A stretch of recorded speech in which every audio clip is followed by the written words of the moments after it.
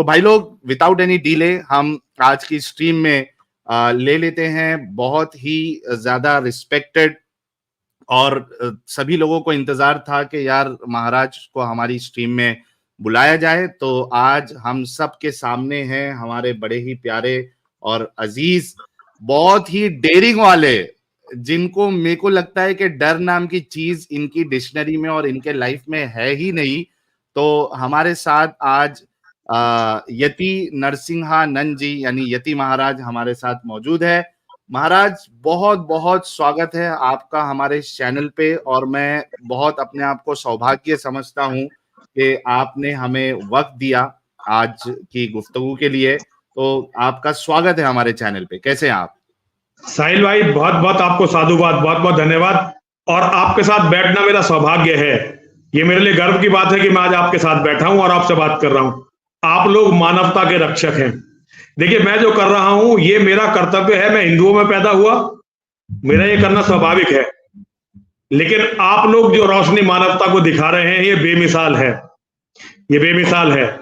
आप लोगों का कितना सम्मान मेरे मन में है ये मैं आपको बता नहीं सकता। मैं झूठ बोलने का आदी नहीं हूं, मैं वही बात कहता हूं जो मेरे मन में होती है। मैं आप सभी को बहुत बहुत नमन करता हूं, बहुत बहुत प्रणाम करता हूं। और माँ और महादेव, हमारे यहाँ माँ और महादेव सब कुछ है। मैं माँ और महादेव से प्रार्थना करता हूं कि आपकी सदैव रक्षा करें और आप लोग मानवता को बचाएं। ये मेरी शुभकामनाएं आप लोगों के लिए हैं।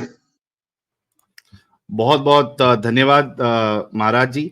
महाराज जी, मैं इस्लाम पे आने से पहले आपसे कुछ सवालात करना चाहता हूं।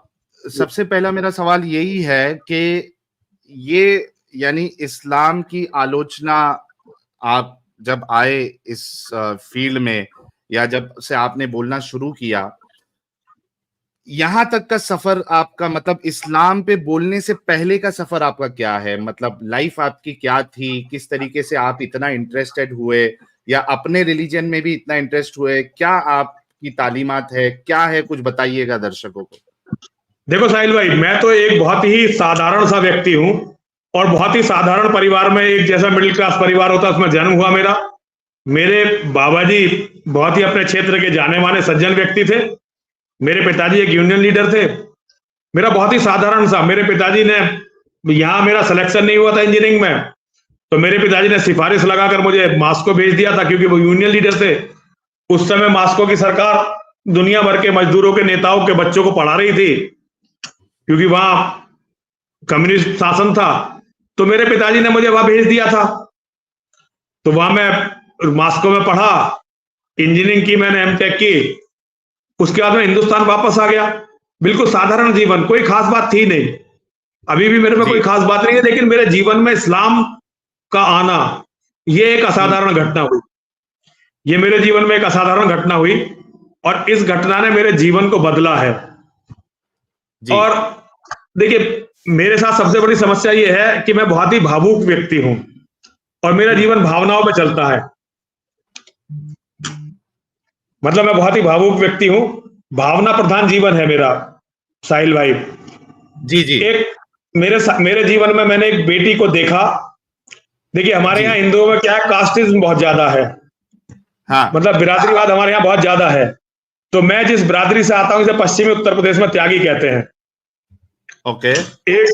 एक लड़की का लव जिहाद का किस्सा मुझे पता चला था। बाद में उस लड़की ने आत्महत्या कर ली थी। मेरे कुछ मित्रों ने मुझे, ये बात होगी 96-97 की बात होगी, 96-97 बात है तो बहुत पुरानी बात है। उसके बाद मैंने फिर इस्लाम के बारे में जानने की कोशिश की, इस्लाम की किताबों को पढ़ा, इस्लाम के मौलानाओं को सुना, और इस्लाम के बारे में जब मैंने जाना तो मुझे पता चला कि अगर ये रहा धरती पर इस्लाम तो ये किसी को छोड़ेगा नहीं। कितनी दुर्गति हिंदू बेटियों की करते हैं, और केवल इसलिए कि वो मुसलमानों को मानव मानने की गलती कर जाते हैं जी। कितनी दुर्गति हमारे लोगों की होती है, और उनका केवल एक ही पाप होता है कि वो मुसलमान को जानते, वो इस्लाम को और मुसलमान को समझते नहीं है, जानते नहीं है। वो केवल उन्हें मानव मानने की गलती कर जाते हैं, और फिर उनकी जो दुर्गति होती है वो अभूतपूर्व होती है जी। मैंने इस्लाम के बारे में हर संभव किताब को पढ़ा है, हर संभव किताब को पढ़ा, जो भी मुझे कौन सी किताबों का आपने मुताला किया है? देखिए, मैंने कुरान पढ़ी और सही मुस्लिम पढ़ी, सही बुखारी पढ़ी, कुछ और किताबें भी पढ़ी, और भी किताबें पढ़ी। मोहम्मद के बारे में ईसाइयों ने बहुत कुछ लिखा है, वो सब पढ़ा। और बहुत सारी किताबें ऐसी पढ़ी जो मतलब अंग्रेजों ने लिखी थी। हिंदुओं ने इसमें खास नहीं लिखा मोहम्मद के बारे में। हिंदू तो साहस ही नहीं कर पाए मोहम्मद से लड़ने का या इस्लाम से लड़ने का, हिंदुओं का साहस नहीं हुआ। लेकिन अंग्रेजों ने मोहम्मद के बारे में बहुत अच्छा अच्छा लिखा है, जो उसकी सच्चाई है वो खोलकर लिखी है। तो वो बहुत सारी किताबें मैं पढ़ता रहा, इस्लाम के बारे में जानने की कोशिश करता रहा। हमारा इस्लाम मुसलमानों में सर्किल बहुत बड़ा था। मेरे पिताजी क्योंकि लीडर थे, यूनियन लीडर थे, तो मुसलमानों में मेरे पिताजी की बहुत दोस्ती थी। मैंने अपने पिताजी के दोस्तों के माध्यम से, उनके मित्रों के माध्यम से, मस्जिदों के माध्यम से, मदरसों के माध्यम से इस्लाम को समझने का प्रयास किया। और आज मैं इस्लाम के एक विरोधी के रूप में आपके सामने हूं, क्योंकि मैं ये समझ गया हूं, इस्लाम यदि जीवित रहेगा तो दुनिया में कभी भी मानवता नहीं बचेगी। अगर इस्लाम इसी तरह बढ़ता रहा तो हर आदमी का, जो इस्लाम को नहीं मानता, जो मोहम्मद को नहीं मानता, देखिए वहां मुसलमानों की मुझे जो एक सबसे खराब बात लगती है, जो हमारे हिंदुओं में कभी हो ही नहीं सकती। मान लो मुझे सपने में मोहम्मद, मैं मुसलमान हूं, मुझे सपने में मोहम्मद दिखाई दे गए, या कोई बात मुझे ऐसा लग गई जो कुरान में लिखी है, हदीस में लिखी है, और मुझे कोई ऐसा सपना दिखाई देगा कि ना इत्तेफाक करता हूं मैं इस चीज से, अगर मैं उस अपने सपने को समाज में बता भी देता हूं तो मैं मुर्तद हो जाऊंगा और फिर मेरा कत्ल कर देंगे। ये स्थिति जिस समाज की हो, जिन लोगों की हो जो कत्ल से नीचे बात ही ना करते हो, जो किसी भी सुधार को पसंद ना करते हो, और जो मोहम्मद के बताए हुए रास्ते पर, और मोहम्मद का रास्ता क्या है आपसे ज्यादा अच्छी तरह कौन जानता है। तो ये स्वाभाविक है मेरे जैसे व्यक्ति का, जो अपने लोगों से बहुत प्यार करता है, अपने धर्म से बहुत प्यार करता है, अपने कल्चर से बहुत प्यार करता है, मेरे जैसे व्यक्ति का स्वाभाविक है कि मैं इस्लाम के खिलाफ खड़ा हूं और जितना भी कर सकूं मैं इस्लाम से लड़ने का प्रयास करूं। अच्छा महाराज जी, ये इस बात से तो मैं आपके इत्तेफाक करता हूं कि इस्लाम जो है ये एक कल्ट है और दुनिया में इसकी कोई जगह नहीं होनी चाहिए। एक पीसफुल सोसाइटी के लिए इस्लाम कभी भी यानी एक जो वो होता है ना कि सारे लोगों को लेके चलना, सबकी रिस्पेक्ट करना, जैसे कि हिंदुइज्म की एक बहुत जबरदस्त फिलॉसफी है वासुदेव कुटुंबकम। वसुधैव कुटुंबकम, सारी दुनिया ही हमारे लिए अपना परिवार है ना। तो इस्लाम का इस तरीके से मानना नहीं है।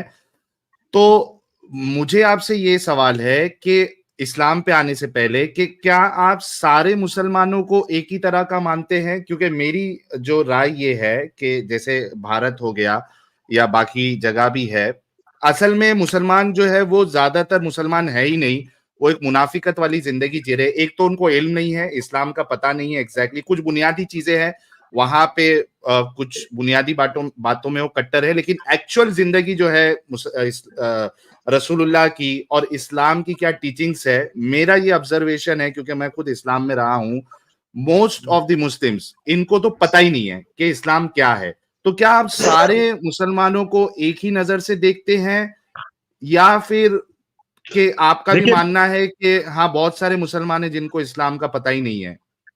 देखिए, गलती मुसलमान से, मेरी जो लड़ाई है ना साहिल भाई, वो मुसलमान से नहीं है। मेरी लड़ाई इस्लाम से है। अगर मुसलमान के दिमाग से आप इस्लाम निकाल देंगे तो मेरी उससे कोई लड़ाई नहीं रहेगी। अगर कोई भी व्यक्ति मुसलमान ना होगा, अब साहिल भाई हैं, समीर भाई हैं, हमारे जितेंद्र नारायण सिंह जी हैं, बहुत सारे ऐसे लोग हैं, एडम सीकर हैं, बहुत सारे ऐसे लोग हैं जो मुझसे तो बहुत बड़ा काम कर रहे हैं और अपने जीवन को दांव पर लगाकर कर रहे हैं, सारे लोभ लालच को छोड़कर कर रहे हैं। तो मैं ऐसे लोगों का सम्मान करता हूं जिन्होंने अपने दिमाग से इस्लाम नाम के कैंसर को निकाल दिया है। मैं इस्लाम को धरती का कैंसर मानता हूं और मैं मानता हूं कि इस्लाम के कीटाणु जिसके अंदर दाखिल हो गए वो एक परजीवी, परशोषक, नरभक्षी बन जाएगा, जो आजकल हॉलीवुड की फिल्मों में जॉम्बी के रूप में दिखाए जाते हैं।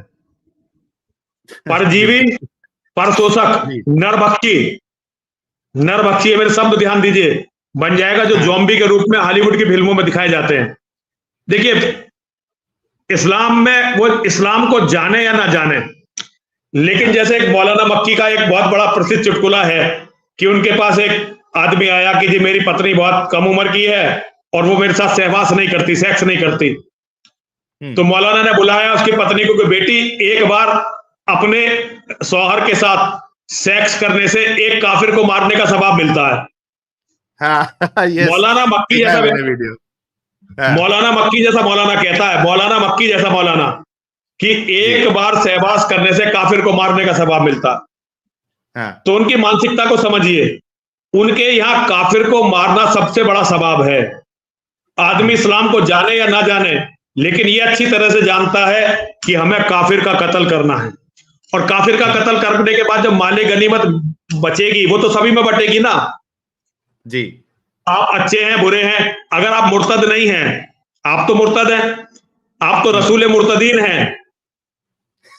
मैं भी तो मुर्तदों को छोड़, देखिए अहमदिया और खोजाओं को देखिए, पाकिस्तान अहमदियों खोजो और सियाओं ने बनवाया था। पाकिस्तान को अहमदियों खोजो और सियाओं ने बनवाया था।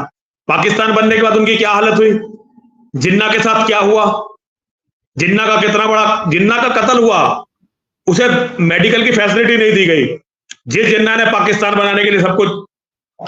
तो देखिए, तो इस्लाम में अपना उनका कितना ही विवाद हो, वो इस्लाम को जाने या ना जाने, लेकिन अगर वो मोहम्मद को पैगंबर मानते हैं और कुरान को जो है वो अल्लाह का कलाम मानते हैं और वो कलमा में विश्वास रखते हैं, तो वो सारे फिर एक जैसे हैं, उनमें कोई अंतर नहीं है।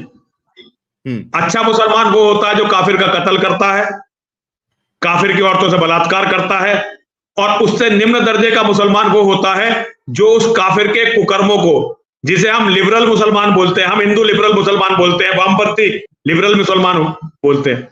लिबरल मुसलमान वो होता है जो इस्लाम में कम दर्जे का मुसलमान होता है, जिसे मुसलमानों के कुत्ते भी नहीं पूछते, हाँ, लेकिन फिर भी वो मुनाफिकत वाली जिंदगी जो गुजार रहा है मुसलमान, गुजारते हैं।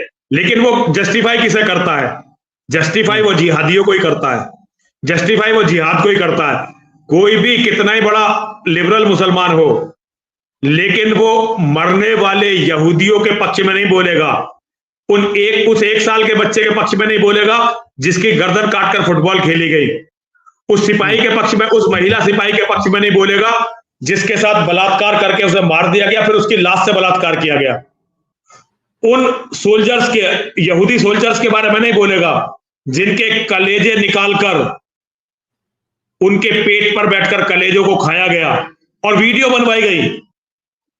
उस बच्चे के बारे में नहीं बोलेगा जिसे माँ बाप के सामने ओवन में रखकर बेक कर दिया।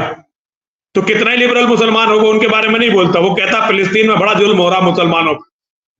सिलेक्टिव आउटरीच यानी होता है इनका, सिलेक्टिव तो हम कहते हैं साहिल भाई, हम शब्द बाण ढूंढते रहते हैं, लेकिन उनका अपना माइंडसेट पक्का है, उनका अपना माइंडसेट पक्का है कि हमें जिहादियों का बचाव करना है, और उसके लिए वो शब्द बाण बुनते हैं, शब्द जाल बुनते हैं, शब्द बाण खोजते हैं, और हम उसमें फंस जाते हैं। तो मेरे लिए तो बिल्कुल क्लियर है, जो मोहम्मद में विश्वास करते हैं, जो कलमा पढ़ते हैं, वो सब एक जैसे हैं, वो सब एक जैसे हैं, चाहे वो देखने में कितना ही पढ़ा लिखा लगे, कितना सोफिस्टिकेटेड लगे, कितनी ही मॉडर्न बात करे, चाहे वो सुअर का मांस खाए जिन्ना की तरह, चाहे वो शराब पिए हसन निसार की तरह, चाहे कुछ भी करे, लेकिन उनके मन में जो जिहाद है उसे जब तक नहीं खत्म किया जा सकता, जब तक उन्हें इस कलमा और कुरान से निजात नहीं दिलाई जा सकती जाती, जब तक वो खत्म ही नहीं होगा। महाराज, एक सवाल ये है कि क्या आज भी आपके कोई मुस्लिम दोस्त है, पुराने या नए, या बिल्कुल एकदम ही प्लेन? बिल्कुल नहीं, कोई मुस्लिम दोस्त नहीं है मेरा, मुझे मुस्लिम दोस्तों की जरूरत नहीं है। मोहम्मद का जीवन मेरे सामने है, मोहम्मद का जीवन। हाँ, जो इस्लाम को छोड़ देते हैं मैं उनका बहुत सम्मान करता हूँ, जो मोहम्मद से पीछा छुड़ा लेते हैं, ऐसे बहुत सारे लोग हैं मेरे, और मैं उनका बहुत सम्मान करता हूँ। बाकी देखिए, मैं आप लोगों का बहुत सम्मान करता हूँ, मैं हैरिस सुल्तान का बहुत सम्मान करता हूँ, और सबसे पहले मैंने हैरिस को सुनना शुरू किया था, और मैं आप लोगों के बहुत सारे लाइव सुनता हूँ, सारे तो नहीं सुन पाता, लेकिन मैं बहुत सारे लाइव सुनता हूँ, और मैं आप लोगों का बहुत ही सम्मान करता हूँ। समीर से तो मैं मिला हुआ भी हूँ, मैं समीर का बहुत सम्मान करता हूँ, आपको मैं कई बार सुना है मैंने, मैं आप लोगों का बहुत सम्मान करता हूँ। लेकिन जो ला इलाहा इल्लल्लाह, जो कलमा पे विश्वास रखता है, मैं उसे सम्मान के योग्य नहीं मानता, वो सम्मान के योग्य नहीं है, क्योंकि जो मोहम्मद को आदर्श मानेगा उसकी निगाह आपके धन, आपकी संपत्ति, आपकी औरतों पर होगी, उसकी निगाह आपके मठ मंदिरों पर होगी। तो मैं उन सबको दोस्त मित्र नहीं मान सकता। मैंने देखिए कुरान पढ़ी है, मुझे पता है कि उनकी मित्रता का क्या अंजाम होगा उनसे मित्रता करके। अबू उबैदा, मैं अबू उबैदा को कैसे भूल जाऊं, जिसने अपने बाप की गर्दन काट कर दे दी। मैं अबू बकर सिद्दीकी को कैसे भूल जाऊं, उसने अपने बेटे अब्दुल रहमान से कहा, जब अब्दुल रहमान ने उससे कहा कि बाप तू मेरी तलवार के नीचे था, मैंने तुझे छोड़ दिया, लेकिन अबू बकर सिद्दीकी ने कहा कि तूने तो मुझे छोड़ दिया, लेकिन अगर तू मेरी तलवार के नीचे होता तो मैं तुझे नहीं छोड़ता। तो जो महाराज आपको ये मुसलमान स्कॉलर जो है मुल्ला मौलवी कभी कांटेक्ट करते हैं कि भाई आप इतना जो बोलते हो हमसे डिबेट करो, मुनाजरा करो, कभी कुछ ऐसा? मैंने कहा है उन्हें, मैं चुनौती दे चुका हूं कई बार, मैं आप चुनौती फिर दे रहा हूं। मैं सारे मुल्ला मौलवियों को पत्र लिख रहा हूं कि आओ एक बार इस्लाम की बेसिक पर जरा एक बार बात करते हैं। अभी हाई कोर्ट में मेरे खिलाफ गए हैं ये लोग, प्रयागराज उच्च न्यायालय में, हाई कोर्ट में, उत्तर प्रदेश का जो हाई कोर्ट है प्रयागराज हाई कोर्ट, वहां गए हैं। तो मैं वहां अपना एफिडेविट दूंगा कि भाई इस पर बहस होनी चाहिए, मेरी भी सुनो, और मैं इस्लाम की सच्चाई पूरी दुनिया के साथ, देखिए आप लोगों के बराबर ज्ञान नहीं है मुझे इस्लाम का, लेकिन जितना जानता हूं, और मैं आप लोगों से निवेदन करता हूं, ये बहुत बड़ी लड़ाई होने वाली है। मुझे ये मारे चाहे छोड़े, वो कुछ भी, उसका कोई फर्क नहीं पड़ने वाला है, लेकिन लड़ाई महत्वपूर्ण है। मैं महत्वपूर्ण नहीं हूं, लड़ाई महत्वपूर्ण है, मानवता का बचना महत्वपूर्ण है। आप लोगों ने जिस मिशन के लिए अपनी जान हथेली पर रख रखी है वो मिशन महत्वपूर्ण है। तो मौलानाओं ने कभी मेरे से संपर्क नहीं किया, क्योंकि मैं जब टीवी की, देखिए मैंने 350 से 1000 से ज्यादा टीवी पर डिबेट की है। जब मैं टीवी की डिबेट में जाता था तो मैं मौलानाओं को इस्लाम बताकर आता था। जब मौलाना मुझे बताते थे कि इस्लाम ये है, तो मैं कहता था मौलाना इस्लाम ये नहीं है, इस्लाम ये है। जब मौलाना कहते थे कि हमारे तो रसूल ने कहा है कि तुमको तुम्हारा और मुझको मेरा, मैंने कहा ये बात उसने जब कही जब वो मुजाहिद था, भागा हुआ था, और जब वो उसकी ताकत बढ़ गई थी, उसके बाद उसने जो आयत है कि उन्हें भी बताओ समाज को। तो देखिए साहिल भाई, मौलाना मुझसे संपर्क नहीं कर, एक मौलाना है देवबंद के, देवबंदी मौलाना ने मुझसे संपर्क किया था, और उन्होंने मुझसे कहा, उन्होंने, मेरा एक शिष्य है, असल में वही मैं बता रहा हूं, हम हिंदुओं में जातिवाद बहुत है, तो वो मौलाना जो देवबंद के मौलाना है, दारुल उलूम में उनका दारुल उलूम से रिश्ता है, दारुल उलूम देवबंद से। तो उन्होंने एक बार मुझे फोन किया था जब मैंने दिल्ली में प्रेस क्लब में मोहम्मद के बारे में प्रेस कॉन्फ्रेंस की थी, तो उन्होंने मुझे फोन करके बोला था कि स्वामी जी आप जो भी कह रहे हैं बिल्कुल सही कह रहे हैं, आपकी एक एक बात सत्य है, और आपकी ये बात कि अगर इस्लाम को मुसलमान जान जाएगा, इस्लाम की सच्चाई को, तो मुसलमान भी इस्लाम को छोड़ देगा। ये आपकी बात 100% सत्य है, लेकिन हिंदू नेताओं ने और हिंदू धर्मगुरुओं ने झूठ बोल बोलकर मुसलमानों को यह बताया कि नहीं इस्लाम भी ऐसा ही है जैसा सनातन धर्म, और मुसलमान, आम मुसलमान के मन में धारणा बन गई कि भाई जब इतने बड़े बड़े काफिरों के नेता और इनके धर्मगुरु ये बात कह रहे तो इसका मतलब इस्लाम में कुछ अच्छाई होगी। केवल हम लोगों की कमजोरी के कारण ऐसे पंडितों के लिए, क्योंकि आप जिस तरफ इशारा कर रहे हैं, हमने भी देखा हुआ है, कभी कोई अपने आप को आर्य समाजी का वो स्कॉलर बता के उनके प्लेटफॉर्म पे बैठ के तारीफें करता है, कभी कोई नेता होता है वो करता है। तो ऐसे लोगों के लिए क्या मैसेज है आपका, ऐसे जो पाखंडी होते हैं? देखिए मेरे पास उनके लिए कोई मैसेज नहीं है। मैं मानव नहीं मानता, वो मानव है ही नहीं, वो तो वराह हैं। वराह समझते हैं आप? नहीं, बताइएगा। वराह कहते हैं सुअर को। अच्छा। जो लोग मुसलमानों के हगे हुए को खा रहे हैं, जिन्होंने मुसलमानों के में भी, जिन्होंने इस्लाम में भी अच्छाई ढूंढ ली, जिन्होंने इस्लाम में भी अच्छाई ढूंढ ली, उसको तो आप ऐसे समझिए जैसे उसने किसी की विष्ठा कहते हैं मल कहते हैं टट्टी को, किसी की विष्ठा में उसने खाने योग्य पदार्थ ढूंढ लिए। तो ये काम कौन करता है हमारे यहाँ ये काम सुअर करता है। तो जो इस्लाम में अच्छाई ढूंढते हैं उन लोगों को मैं सुअर के बराबर रखता हूं। वाह महाराज जी, आपकी जो जितना आपने अध्ययन किया है इस्लाम का, आपने कुरान पूरी पढ़ी है, सही मुस्लिम, सही बुखारी पढ़ी है, क्या है इस्लाम आपकी नजर में? क्या है, क्या सिखाता है? इस्लाम धरती का कैंसर है। इस्लाम धरती का कैंसर है, पूरी मानवता का कैंसर है। और Islam is a organised gang of criminals, अपराधियों का संगठित गिरोह है। मक्का में लूटमार करने वाले लोगों ने अपना एक गिरोह बनाया और अपना एक संविधान, वो भी बाद में लिखा गया। संविधान मोहम्मद के समय नहीं लिखा, वो संविधान भी बाद में लिखा गया। तो मैं इस्लाम को केवल इतना समझता हूं कि कुछ नियम उन्होंने बना लिए, उस नियमों का नाम है कुरान और हदीस, और उन्होंने तय किया कि बंटवारा कैसे हो, कैसे किसको लूटा जाए, कैसे किसको मारा जाए। इस्लाम को मैं इससे ज्यादा महत्व नहीं देता। Islam is a organised gang of criminals, और समाज का कैंसर है ये।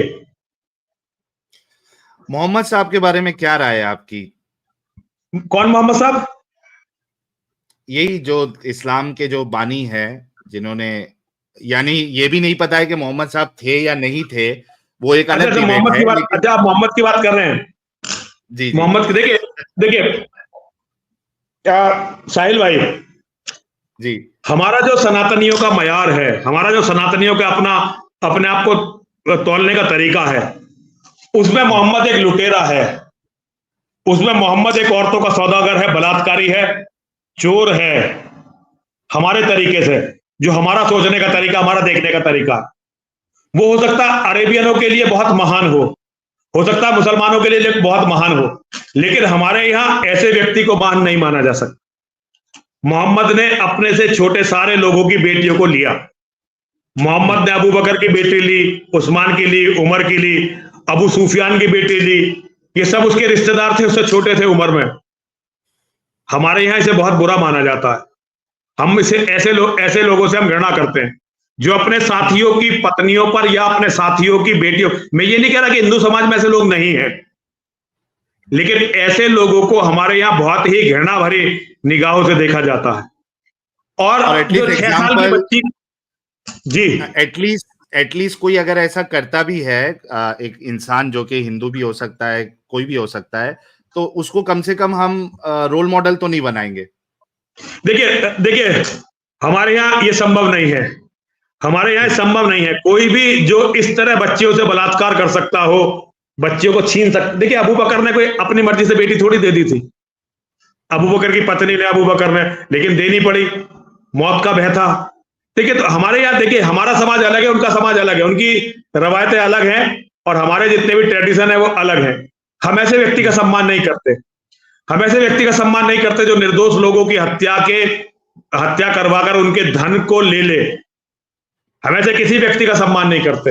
हमारे यहाँ ऐसा कभी नहीं हुआ, हिंदुओं में ऐसा कभी नहीं हुआ कि हमारे अब होने लगा हो, तो मैं कह नहीं सकता कि राजाओं ने दूसरे राजा पर आक्रमण किया और जनता को लूट लिया। ये ट्रेडिशन हमारे यहाँ सनातनी ट्रेडिशन नहीं है। हमारे यहाँ फौज से फौज लड़ती थी, अब जो भी जीत गया तो फौज से लड़के जीतेगा और जनता से कुछ नहीं कहेगा, ज्यादा से ज्यादा टैक्स बढ़ा देगा, ज्यादा से ज्यादा टैक्स बढ़ा देगा, बलात्कार नहीं करेगा, औरतों की मंडियां नहीं लगाएगा, लोगों का कत्ल नहीं करेगा, उनके मठ मंदिरों को नहीं तोड़ेगा। ये नहीं करते हमारे यहाँ नहीं था ये। हमारे यहाँ भगवान योगेश्वर श्री कृष्ण का जीवन है, भगवान श्री राम का जीवन है। हम जब उससे कंपैरिजन करते हैं तो हम देखते हैं कि भाई नहीं, ये हमारा रोल मॉडल नहीं हो सकता।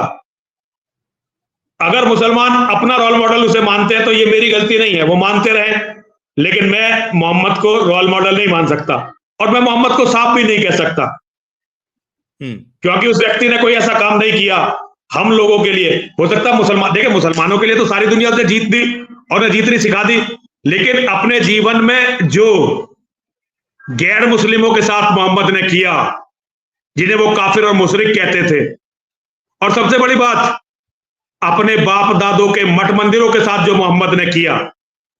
भाई काबे की देखरेख इसके मोहम्मद के अपने पिता दादाजी करते थे, दादाजी करते थे, मोहम्मद के दादाजी काबे की देखरेख करते थे, और काबे में जो मूर्तियां थी उसमें वो पूजा भी करते थे। काबे में जो 3 देवियों की और 365 माताओं की मूर्तियां थी उसमें वो भी पूजा करते थे।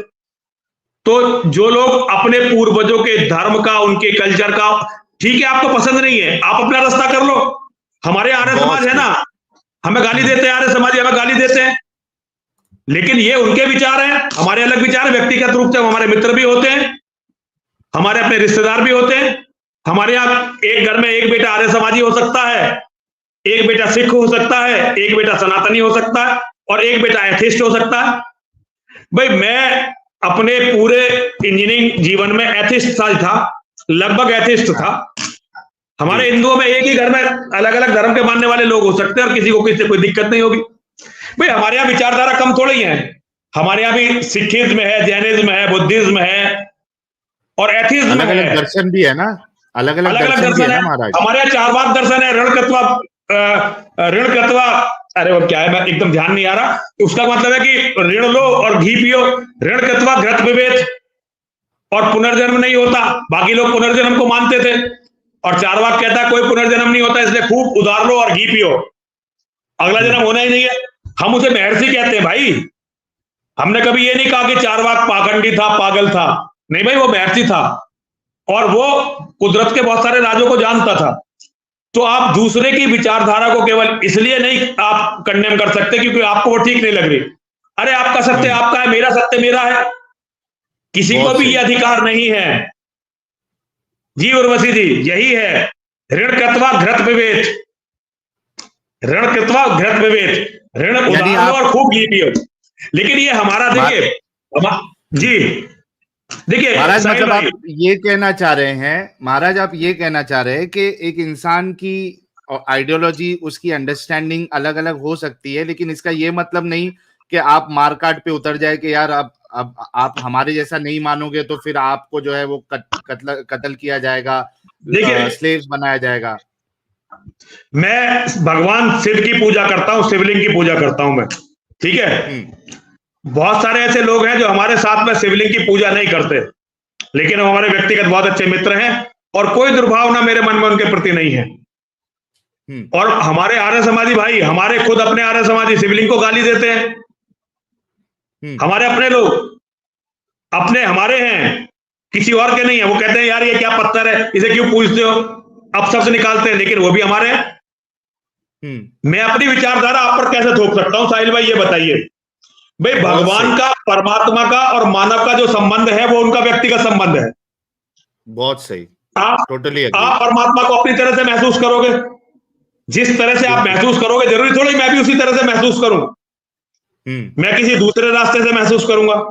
कुछ लोग हमारे यहां ध्यान लगाकर महसूस करते हैं, कुछ लोग योग के माध्यम से महसूस करते हैं, कुछ लोग कहते हैं कि अच्छे कर्म करके भगवान मिलेंगे, कुछ लोग पलायन करके भगवान को ढूंढते हैं। तो लोग अलग अलग तरह के हैं। मैं किसी भी व्यक्ति को दुनिया में केवल इसलिए कंडेम नहीं कर सकता कि वो मेरी धार्मिक विचारधारा, मेरी आध्यात्मिक विचारधारा से सहमत नहीं है।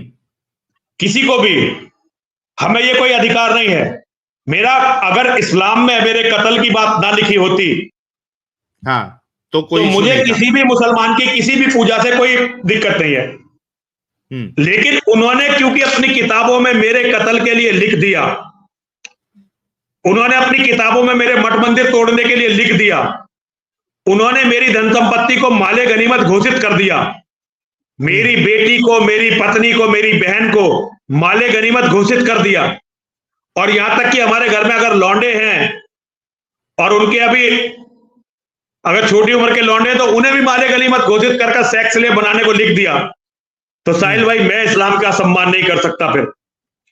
हाँ, अपनी पूजा पद्धति वो कुछ भी करे, मुझे कोई दिक्कत थोड़ी। वो 5 की जगह 15 बार नमाज पढ़े, वो 3 तलाक की जगह 1 बार में तलाक दे दें, मुझे किसी चीज से दिक्कत नहीं है। उनका इंटरनल मामला है। आज तक आपने 3 तलाक के बारे में मेरा कुछ नहीं सुना होगा भाई, ये उनका इंटरनल मामला, तो कुछ भी करो, मुझे इससे दिक्कत नहीं है। लेकिन मेरा कत्ल नहीं कर सकते, मेरे बच्चों का कत्ल नहीं कर सकते, मेरे मठ मंदिरों को तोड़ नहीं सकते, मेरी बहन बेटियों को सेक्स स्लेव नहीं बना सकते। अगर ये करोगे तो मैं लड़ूंगा तुमसे, और जिस तरह संभव होगा उसी तरह लड़ूंगा।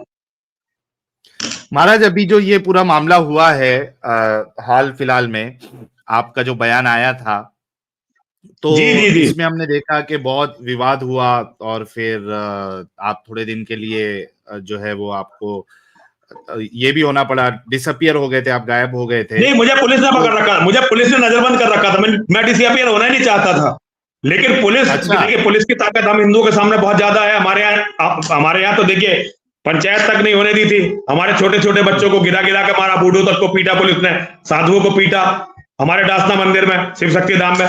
तो मैं तो पुलिस की नजरबंदी में था। और मैं जैसे ही वापस आया हूं, मैंने तो मौलानाओं को चुनौती दी है कि आओ बात करो इस बात पर। हाँ। भाई हम जिसे बुराई का प्रतीक मानते हैं रावण है, लेकिन रावण इतना बुरा तो नहीं था। रावण ने अपने किसी साथी की बहन बेटी से बलात्कार तो नहीं किया था। रावण ने अपने लोगों का कत्ल तो इस तरह से नहीं करवाया था। दूसरों के मठ मंदिर तो नहीं तोड़े थे रावण ने। रावण एक अलग विचारधारा थी, लेकिन रावण इस तरह थोड़ी था। तो देखिए, मुझे प्रॉब्लम इस्लाम से है, और इस्लाम का मतलब है मोहम्मद और कुरान। तो मुझे मोहम्मद और कुरान के बारे में बात करनी पड़ेगी साहिल भाई। अगर मैं भी नहीं करूंगा तो कौन करेगा? देखिए, आप लोगों को बहुत बहुत साधुवाद है जी। आप लोग मुस्लिम परिवार में आपका जन्म हुआ, मुसलमानों में जन्म लेकर आप मानवता की लड़ाई लड़ रहे हैं। अगर साहिल लड़ सकता है, समीर लड़ सकता है, हैरिस सुल्तान लड़ सकता है, मैं क्यों नहीं लड़ सकता भाई? मेरे तो लोग खतरे में हैं, मेरी तो बहन बेटी खतरे में, मेरी जमीन खतरे में, मेरे भगवान खतरे में है, मेरा अस्तित्व खतरे में है, ये सब कुछ खतरे में है मेरा तो। महाराज जी, ये आपको क्या लगता है कि मुसलमान जो है वो इतना दिमागी अपंग क्यों होता है? मतलब इतनी सारी बुराइयां हैं, हम भी बता रहे हैं, आप भी अपने लेवल पे बता रहे हैं, आप थोड़ा बहुत ज्यादा हार्शली बता रहे हैं, हम थोड़ा, यानी मैं कोशिश करता हूं कि थोड़ा सॉफ्ट वे में बताऊं, लेकिन कोशिश हर तरीके से हो रही है। तो आपकी भाषा बहुत अच्छी है, आप बहुत अच्छी तरह से बता रहे हैं, बहुत पढ़ लिख कर। मैं तो जैसे गंवार आदमी जो जानता नहीं और बात करता उस तरह से बात करता रहता हूं। मेरा काम आपके जितना बड़ा नहीं है साहिल भाई, आपका काम मेरे से बहुत बड़ा है। आप लोग बौद्धिक रूप से दुनिया को जागरूक कर रहे हैं, आपका काम बहुत बड़ा है। मैं तो अपने अस्तित्व की लड़ाई लड़ रहा हूं, एक ऐसे व्यक्ति की तरह जो लड़ना जानता नहीं है। देखिए, मैं लड़ने वाला आदमी हुई नहीं, मुझे बस लड़ना पड़ा तो मैं लड़ रहा हूं, मजबूरी। तो देखिए, इस्लाम की देखिए बात ये नहीं है साहिल भाई। अगर साहिल भाई, मैं देखिए, आप जैसे लोग बहुत कम होते हैं जो सारे लालचों को छोड़कर बाहर निकल जाते हैं इस दलदल से। किसी भी व्यक्ति को ये बता दो कि भाई ये जो जितनी भी दुनिया में गोरी औरतें हैं, ईसाइयत वाली, और ये पीली वाली जो और पीली, ये जो येलो स्किन वाली औरतें हैं, और ये सांवली औरतें हैं, ये सब तुम्हारे लिए शिकार हैं। हाँ। ये जो बिल्डिंगें ये बना रहे हैं, ये सब तुम्हारे लिए शिकार है, क्योंकि धरती तो अल्लाह ने बनाई है मोमिनों के लिए। हाँ। काफिर का तो अधिकार है नहीं। ये धन संपत्ति इनकी सब तुम्हें मिलेगी, बस तुम्हें इन्हें सबका कत्ल करना है और इन औरतों को छीनना है। और अगर तुमने ये यहां करा तो ऊपर तुम्हें हूरें भी मिलेंगी, गिल में भी मिलेंगे, शराब की नदियां भी मिलेंगी, दूध की नदियां भी मिलेंगी, शहद की नदियां भी मिलेंगी, और एक से एक लजीज चिड़िया, एक से एक लजीज जानवर मिलेगा खाने के लिए। और एक बार यहां से चले गए, जन्नत पहुंच गए, तो फिर जन्नत हमेशा के लिए है। जन्नत के बाद तो कोई और चीज है ही नहीं, जन्नत कभी खत्म ही नहीं होनी। तो ये 40, 50, 60, 70, 100 साल की जिंदगी आदमी क्यों पसंद करेगा? आदमी ये सोचेगा भाई यहां भी मौज लो दूसरों की औरतों से, उनकी धन संपत्ति को कब्जा के और गाजी बन जाओ, और बाई चांस मारे गए, शहीद हो गए, तो फिर अनंत काल के लिए हमें जो है सारे सुखों का उपभोग करना है। ये जो एकदम सम्मोहित कर देते हैं ना, एकदम हिप्नोटाइज कर देते हैं मौलवी, हर आदमी को लगने लगता है कि बस अब तू जन्नत पहुंचेगा जरूर। तो एक ऐसा मकड़जाल, ऐसा दलदल है, इसमें से निकलना बहुत मुश्किल है। मैं तो आप लोगों को बहुत बहुत साधुवाद देता हूं जी। महाराज, लेकिन अभी जैसे कि मेरा सवाल था और आपने जवाब बिल्कुल सही दिया है, लेकिन फिर भी इस पे एक सवाल उठता है कि चलो बेवकूफ अगर आप हो तो समझ में आता है। आज तो सोशल मीडिया का जमाना है, आज आपके सामने सारा डेटा जो है वो अवेलेबल है। जिस तरीके से हूर की भी डिस्क्रिप्शन बताई गई है, 130 फीट की हूर होंगी, तो वो उसके अंदर के जो बोन्स होते हैं, उसके अंदर का जो गूदा होता है वो तक नजर आएगा। तो ये तो एक इंसान की चाहत भी नहीं होगी ऐसी कोई औरत को प्राप्त करने की, महिला को प्राप्त करने की। तो ये देख के ऐसा लगता है यार, ये तो इंसानों के काम की भी नहीं ऐसी कोई जन्नत। शराब है तो उसमें नशा भी नहीं है, तो शराब के नाम पे धोखा देना है। और पढ़े लिखे चाहे डॉक्टर हो, साइंटिस्ट हो, वो भी फिर इतने दिमागी अपंग क्यों है? आपको क्या लगता है कि क्यों ऐसा हो रहा है? इतने क्यों बेवकूफ है हमारे मुसलमान हजरात? देखिए साहिल भाई, बात ये, बहुत सारे लोग बेवकूफ नहीं हैं, लेकिन मुसलमान होने के भारत में उन्हें बहुत फायदे हैं। पाकिस्तान के अंदर आप अध्ययन करिए, पाकिस्तान के अंदर आप देखिए, आज बहुत सा लगभग 40% लोग इस्लाम छोड़ चुके हैं। हाँ। वो इस्लाम को छोड़ चुके हैं और व्यक्तिगत बात में वो मोहम्मद को गाली देते हैं। 40% लोग पाकिस्तान में। आज पाकिस्तान के ज्यादातर लोग जो बुद्धिजीवी हैं अपने आप को आर्यन से जोड़ते हैं, आर्यों से जोड़ते हैं। इस्लाम से भी ज्यादा अपने आप को आर्यों से जोड़ रहे हैं। इस्लाम के खिलाफ बोल इसलिए नहीं सकते क्योंकि एकदम कत्ल कर देंगे उनका, तो मजबूरी है कि मोहम्मद साहब का नाम सल्लल्लाहु अलैहि वसल्लम का नाम लेना जरूरी है। तो लेते हैं, लेकिन अब वो अपनी रूट ढूंढ रहे हैं।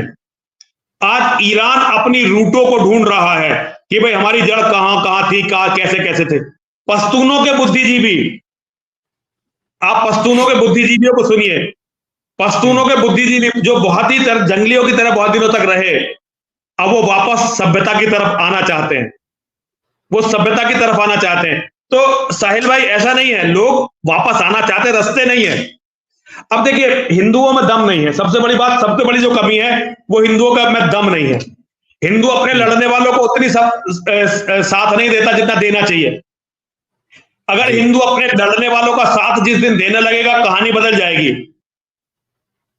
अगर हिंदू हम जैसे लोगों को आजाद छोड़ दें और हमारी आर्थिक समस्याओं को हल कर दें,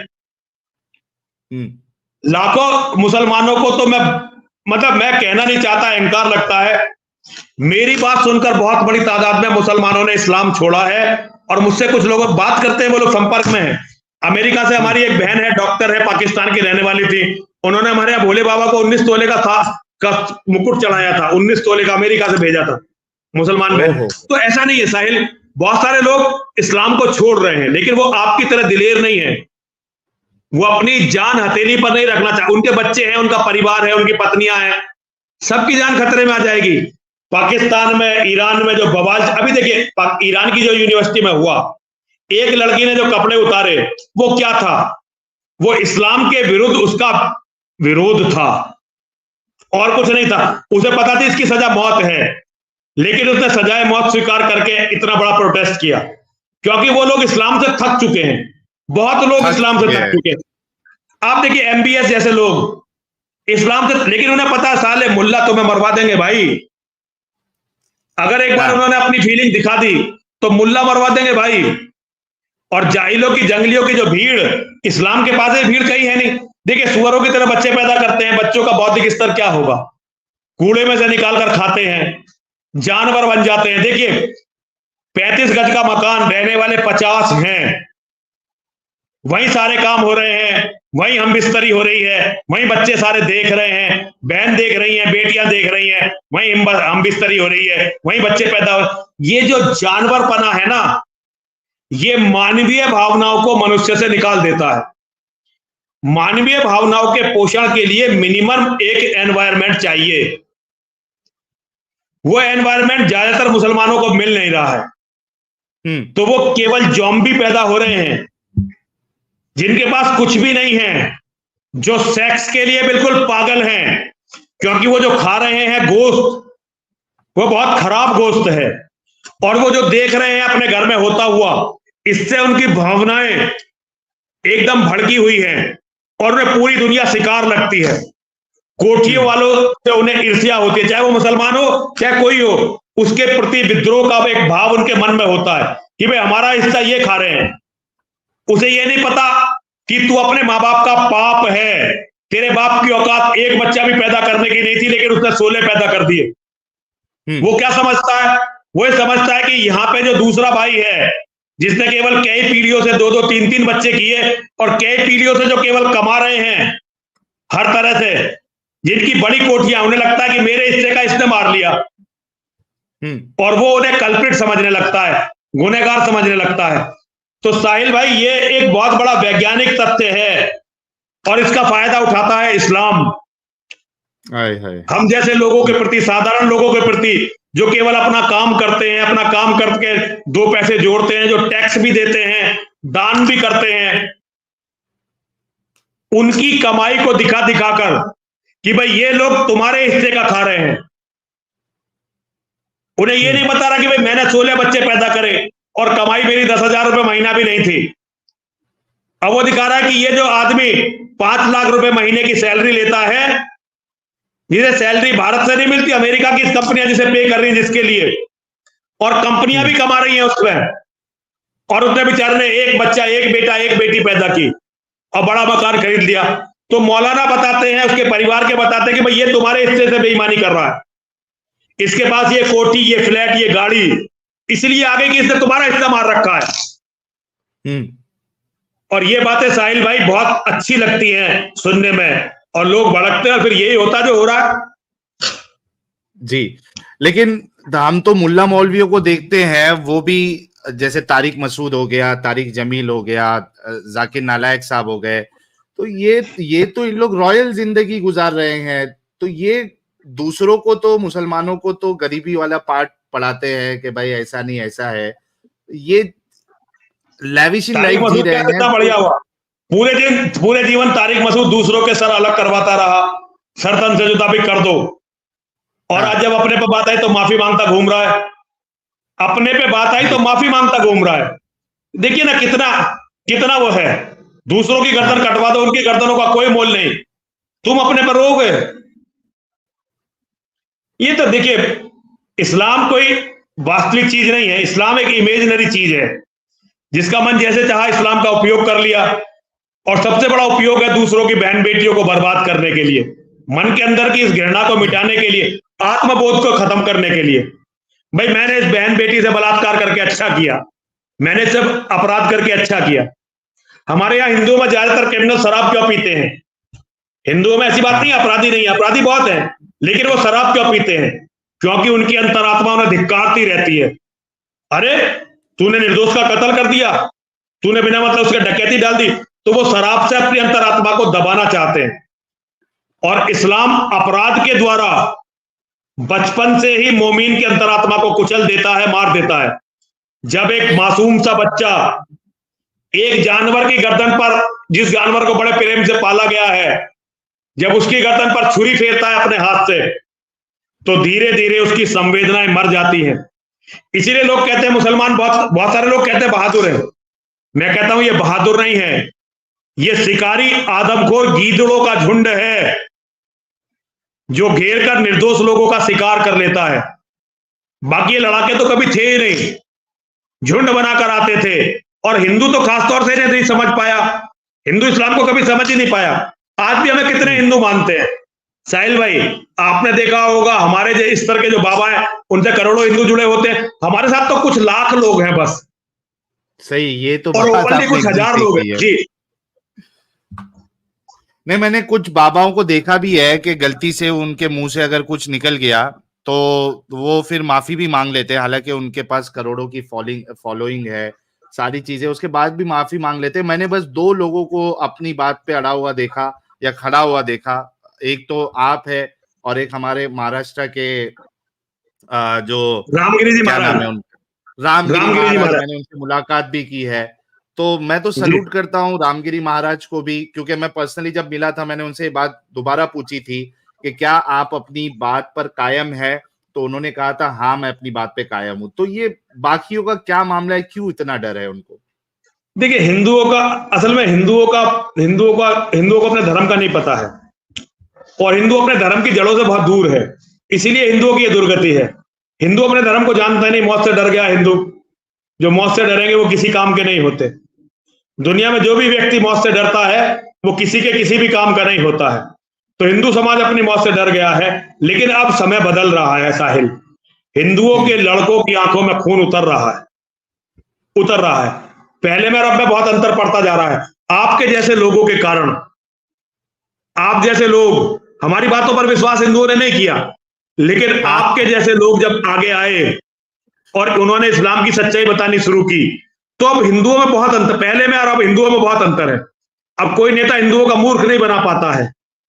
अब कोई भी धर्मगुरु, अब हिंदू धर्मगुरु तुरंत सवाल उठा देते हैं। जब धर्मगुरु भाईचारे की बात करते हैं तो हिंदू अब तुरंत सवाल उठाने लगे हैं। और आप देख रहे होंगे हिंदू पहले से बदल रहा है। ये कौम पिछले 1400 साल से इस्लाम का शिकार है। अब सोशल मीडिया के कारण धर्मगुरुओं का काम जो है सोशल मीडिया कर रहा है। सोशल मीडिया जो है धर्मगुरुओं का काम कर रहा है। तो धर्मगुरुओं का काम सोशल मीडिया कर रहा है और हिंदू सच्चाई को जान रहा है। जैसे जैसे हिंदू सच्चाई को जानेगा इस्लाम की, हिंदू लड़ने के लिए खड़ा होगा। हिंदू भयभीत ज्यादा देर नहीं रह सकता, क्योंकि हिंदू का स्वभाव भयभीत होने का नहीं है। हमारे यहाँ लोग कमजोर नहीं हैं, लेकिन हमारे लोग इस्लाम को समझ नहीं पाए और न समझने के कारण उनकी दुर्गति हो गई। दूसरा, हमारे यहाँ का राजनीतिक सिस्टम, हमारे राजनीतिक सिस्टम अभी इस्लामिक भीड़ के सामने नतमस्तक है, लेकिन ये सिस्टम भी धीरे धीरे बदल रहा है। हमारे जो नए लड़के बन रहे हैं, अफसर बन रहे हैं, बहुत कुछ उनके मन में अच्छी भावनाएं आती जा रही हैं, तो ये बदल जाएगा। हिंदू भी बदल जाएगा जल्दी। यहूदी बहुत समय तक पिटते रहे, बहुत समय तक मारे जाते रहे, एक दिन उन्होंने लड़ना सीखा और उन्होंने पलटवार किया, और आज वो क्या कर रहे हैं सारी दुनिया देख रही है। छोटे से मुट्ठी भर यहूदी, सनातनी तो अभी बहुत हैं, अभी सनातनी बहुत हैं, बस सनातनी एक बार इस्लाम को समझ ले ठीक से, और इसके लिए कुछ लोगों को गर्दन कटवानी ही पड़ेगी। हो सकता है मैं उनमें से एक हूं। देखिए, हमारे एक शिष्य थे, हमारे भाई थे, छोटे भाई, अमर बलिदानी पंडित कमलेश तिवारी जी महाराज। उनकी हत्या से पहले हमने कभी मोहम्मद के बारे में नहीं बोला था, क्योंकि हम जानते थे कि मोहम्मद के बारे में बोला तो कत्ल हो जाएगा। एक उन्होंने जरा सी बात बोली थी और उनका कत्ल हुआ बड़ी बेरहमी से। जिस दिन उनका कत्ल हुआ उसी दिन मैंने ये सोच लिया था कि अब मोहम्मद को या कोई भी अब इसकी सच्चाई दुनिया के सामने लाकर रहूंगा। तो एक कमलेश तिवारी ने नरसिंहानंद को जिद्दी बनाया, नरसिंहानंद लड़ते हुए मरेगा तो लाखों नरसिंहानंद मेरे खून की बूंदों से, मेरी रात से खड़े हो जाएंगे। मेरी मिट्टी से आप देखना, लाखों नरसिंहानंद खड़े होंगे, और ये बुराई, ये धरती का कैंसर, इसका उपचार होगा, इसका इलाज ठीक से होगा। महाराज, ये जाकिर नालायक का जो अभी रिसेंट पाकिस्तान का टूर रहा है, मैं उसको समझता हूं कि भाई हमारे एक्स मुस्लिमों के लिए ये बहुत बड़ा वरदान रहा है, क्योंकि जितने लोग इस्लाम को नहीं जानते थे वो भी अब इस्लाम की गंदगियों को जाकिर नालायक की बातों की वजह से जानने लगे हैं। आपका क्या? कम से कम 1 करोड़ लोग जाकिर नाइक के पाकिस्तान दौरे के बाद एक्स मुस्लिम बन गए। पाकिस्तान की बात कर रहे हैं? हाँ, मैं आपको बिल्कुल प्रमाणिक बात बता रहा हूं। जाकिर नाइक की गंदगी जब दुनिया के सामने आई तो पाकिस्तान के अंदर बहुत बड़ी तादाद में, भारत में और इंडोनेशिया में बहुत बड़ी तादाद में लोगों ने इस्लाम को कहा नहीं उन्होंने किसी से, क्योंकि आप जानते हैं कि कितना बेरहमी से उनका कत्ल हो सकता है।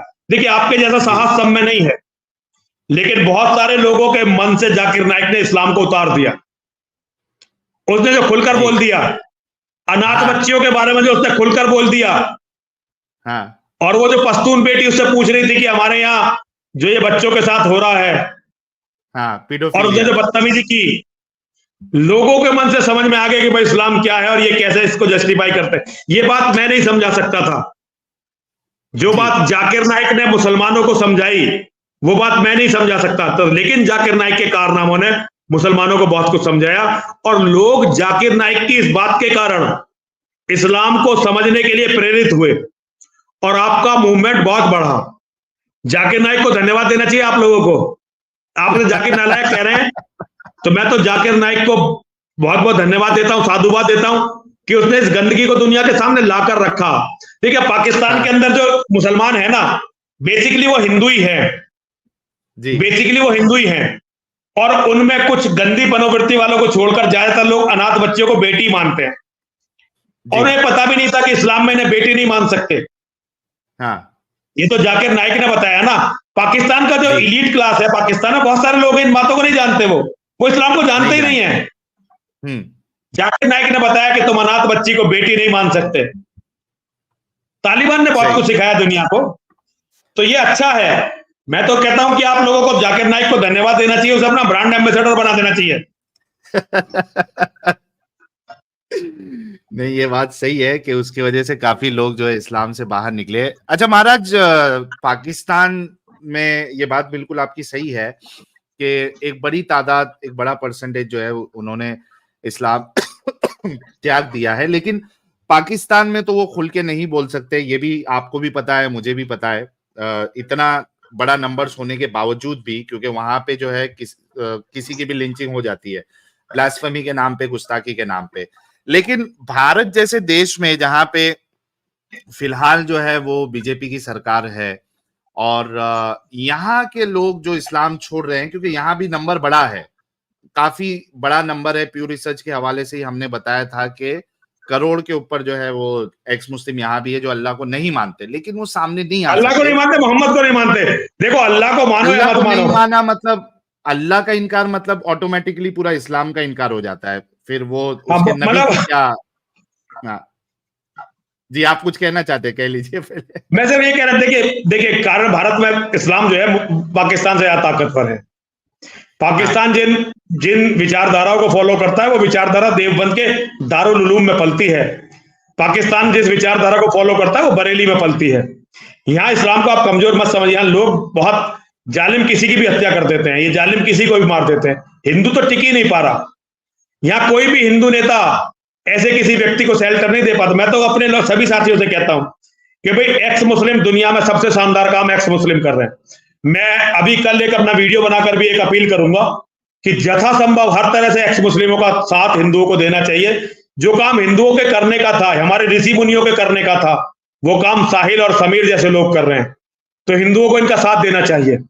बाकी हिंदू अभी साथ देने लायक नहीं है, साथ देने लायक नहीं है साहिल भाई। मैं साहिल भाई अपने को देखता हूं, मैं जब भी मेरे पास कोई आता मैं थोड़ी बहुत मदद जरूर करता हूं सभी की, लेकिन जितनी उनकी जरूरत है उतनी नहीं कर पाता। कारण क्या है, मैं ही अभी इतना सक्षम नहीं हूं। आर्थिक रूप से हिंदुओं ने हमें ही सक्षम नहीं बनाया। हिंदू लड़ने वालों की मदद कम करता है। हमारे पास तो जो गांव के गरीब लड़के हैं जो अपनी जान पर खेल जाते हैं, गुजरों के लड़के, यादवों के लड़के, त्यागियों के लड़के, जाटों के लड़के, केवल वो मैनुअल पावर है हमारे पास।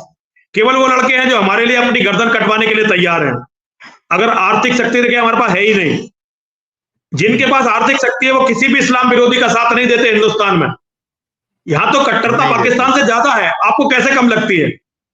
मैं तो आप लोगों को साधुवाद देता हूं, आप लोग लगे हुए हो।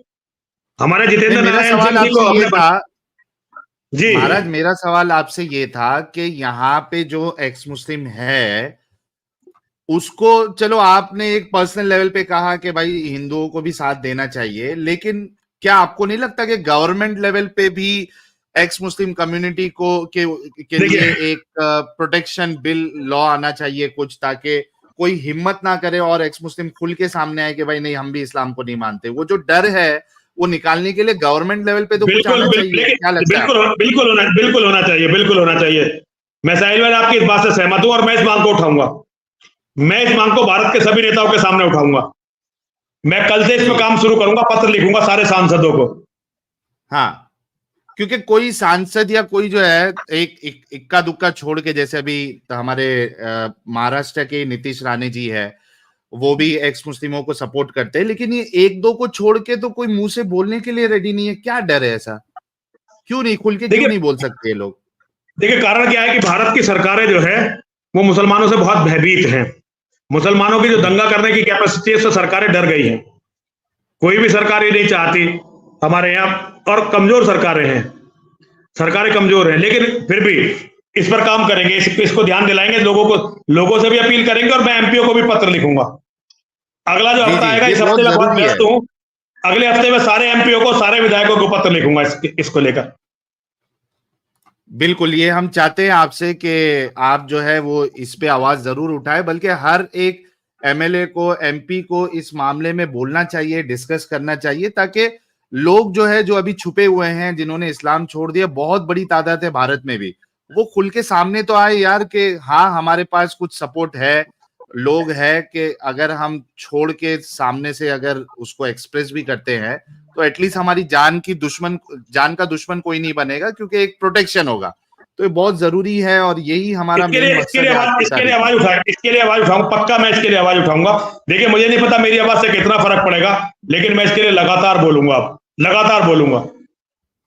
जी, आप जो भी प्लेटफॉर्म पे जाइएगा तो ये जरूर हमारी तरफ से रिक्वेस्ट है कि आप इस बारे में जरूर चर्चा कीजिएगा, बोलिएगा, ताकि ये देश में ये मुद्दा बने कि भाई हाँ एक्स मुस्लिम एक्टिविज्म चल रहा है, लोग छोड़ रहे हैं और ये देश के भले के लिए, ये सोसाइटी के भले के लिए है। एक बिल्कुल, मैं इसकी आवाज लगातार, साहिल भाई लगातार आवाज, ये मानवता के भले के लिए, पूरी दुनिया के भले के लिए है, पूरी दुनिया के भले के लिए है। बिल्कुल बिल्कुल। महाराज जी, बहुत अच्छा लगा आपसे बात करके और इतनी सारी बातें आपने शेयर की। यार कोई यानी महाराज जी के लिए कोई आप लोगों के दिल में या जहन में कोई सवाल है तो जल्दी से भेजे आप, ताकि कुछ सवालात जो है आपकी तरफ से भी महाराज जी के लिए आ जाए। मुझे पता है कि काफी इंपॉर्टेंट इनका टाइम है और ज्यादा वक्त हम नहीं ले सकते इनका, असल लेकिन में अगर साहिल कोई भाई बात और कुछ नहीं, मैं इस समय बीमार बहुत हूँ। जी मैं इस जी समय बीमार, आपको मेरे चेहरे से नहीं लगेगा क्योंकि मेरा मनोबल, मैं मौत को स्वीकार कर चुका हूँ, लेकिन इस समय मैं बीमार बहुत हूँ। इसके बाद भी आपने 1 घंटा हमें दिया, ये बहुत बड़ी बात है पूरा हमारे जीवन, लिए। अगर आपके लिए कभी जीवन भी देना पड़ा तो सौभाग्य मानूंगा साहिल भाई, मैं झूठ नहीं बोलता, कभी जीवन भी देना पड़ा तो सौभाग्य मानूंगा। क्या बात है, क्या बात है। महाराज जी के लिए यार एक गुलाब का फूल दे आप लोग कमेंट में, और कोई सवाल है तो जल्दी से पूछे, देख लेते हैं। करना भाई हमारे कह रहे यति महाराज का स्वागत, कोटि कोटि दंडवत, शुभ दीपावली। बहुत बहुत आपको संदीप भाई धन्यवाद, बहुत बहुत साधुवाद, बहुत बहुत आशीर्वाद जी। महाराज जी के लिए कोई स्पेसिफिक बात रहेगी तो मैं ले लेता हूँ। A1 लेजर खतना सर्विस कह रहे यति महाराज जय हो, जय हिंद, वंदे मातरम। और आपकी सदैव जय हो, मां और महादेव सदैव आपकी रक्षा करें, बहुत बहुत आशीर्वाद आपको। इंडिक साहब कह रहे हैं साष्टांग प्रणाम महाराज जी। आपकी जय हो, बहुत बहुत आशीर्वाद आपको, बहुत बहुत धन्यवाद। बाबा अभियानंद भी कह रहे हैं नमो नारायण यतिराज। जय हो आपकी, बाबा जी की जय हो, बाबा जी की जय हो। ब्लैक पिंक भाई कह रहे हैं वेलकम महाराज जी। हर हर महादेव, जय हो आपकी, हर हर महादेव। नोनी भाई कह रहे यति जी एक सजेशन, साहिल और एडम को अपनी पब्लिक मीटिंग्स में लाइव जोड़ लिया करे, इससे हजारों लोगों को इस्लाम की असलियत और ज्यादा पता लगेगी। हम बुलाएंगे, हम अभी दिसंबर में कर रहे हैं विश्व धर्म संसद। अभी हमारे पहले में जरा बीमार हो गया, 1.5 महीने के करीब बहुत ज्यादा बीमार रहा, और फिर ये बवाल शुरू हो गया। हमें कन्वेंशन कर रहे हैं, वर्ल्ड रिलीजियस कन्वेंशन। उसमें हम साहिल भाई को, एडम सीकर जी को, सबको निमंत्रण देंगे, एक्स मुस्लिमों को निमंत्रण देंगे, खुलकर निमंत्रण देंगे। कांतिलाल शाह कह रहे we need more vocal person like Yati Maharaj, we support them. Thank you, बहुत बहुत धन्यवाद आपको, बहुत बहुत आशीर्वाद। अल्लाह साहब भी हमारे पास सुपर चैट भेजते हैं महाराज, वो कह रहे यति महाराज कैंसर को कैंसर कहने से प्रणाम। जय हो आपकी, बहुत बहुत धन्यवाद आपको, बहुत बहुत साधुवाद। मैं सभी लोगों से कहना चाहता हूँ, दिल खोलकर एक्स मुस्लिमों की सहायता करिए। आप जितना दान देंगे ये सबसे सात्विक दान है। जिस लड़ाई को हिंदू नहीं लड़ पा रहे, उस लड़ाई को एक्स मुस्लिम लड़ रहे हैं। इस्लाम से लड़ाई असल में हिंदू लड़ ही नहीं पाए, एक्स मुस्लिम लड़ रहे हैं। तो मैं हर हिंदू से निवेदन करना चाहता हूं, बल्कि दुनिया के हर गैर मुस्लिम से अनुरोध करना चाहता हूं, यथासंभव अपनी आमदनी का एक तय कर लीजिए फिक्स, 1%, 1.5%, 2%, और वो एक्स मुस्लिम मूवमेंट को दान करिए। Thank you Maharaj ji. Black pink भाई कह रहे हैं engineer with right knowledge is most effective, ये आपके लिए कह रहे हैं। जय हो आपकी, बहुत बहुत धन्यवाद आपको कॉम्प्लीमेंट के लिए। पीके साहब कह रहे हैं सनातन में सर तन से जुदा का डर नहीं है, वही जो नहीं है। हम इसके लिए किसी का सर तन से जुदा नहीं कर सकते। मिस्टर गुलशन भाई कह रहे हैं आए हाय महाराज यति, अब होगी इस्लाम की दुर्गति। अवंतिका जी कह रही है यति नरसिम्हानंद जी का स्वागत, आपके विचार और धैर्य प्रशंसनीय है। बहुत खुश रहो मेरी बेटी, मां और महादेव सदैव तुम्हारी रक्षा करें, तुम्हारे परिवार की रक्षा करें। आशीष भाई कह रहे जय हो आपकी बाबा जी, amount of guts you have, salute to you Sahil. Thank you so much प्यारे भाई। जय हो, हर हर महादेव, हर हर महादेव। और सुमिनम कह रहे सो इंटेलिजेंट एंड काम। यार काम तो अभी है, जब काम नहीं रहते तो फिर वो भी रूप हम देख चुके हैं महाराज का। जय। इंडिया भारत कह रहे यति नरसिम्हानंद जी की जय। आपकी भी जय हो, बहुत बहुत आशीर्वाद आपको, हर हर महादेव। सूर्यवंशम भाई कह रहे महाराज जी आपके बहादुरी को प्रणाम करता हूं। आपकी जय हो, मां और महादेव आपकी रक्षा करें। एक्स मुस्लिम आर्मी कह रहे दशहरे को दहशतवाद का रावण जलाया, महाराज के सपोर्ट में संविधान के दायरे में रह के आपको व्हाट्सएप किया है, हो सके तो दिखा दो, हम आखिरी सांस तक आपके साथ है। इन्होंने जाकिर नालायक और बाकी लोगों का पुतला जलाया है, तो वही कह रहे हैं, इन्होंने फोटो भी भेजी है मुझे। भाव्य शजेर साहब कह रहे हैं यति महाराज की जय। आपकी भी जय हो, बहुत बहुत साधुवाद, बहुत बहुत आशीर्वाद आपको। राघोजा कह रहे विश्व धर्मा सम्मेलन के विषय में बोले 9-5 17, 18, 19, 20, 21 और 22 दिसंबर 6 दिन चलेगा ये। 3 दिन दिल्ली में और 3 दिन हरिद्वार में। पूरी दुनिया से लोगों को बुलाने का प्रयास कर रहे हैं। पूरी दुनिया के वो लोग जो काफिर हैं या एक्स मुस्लिम है, उन्हें बुला रहे हैं हम लोग।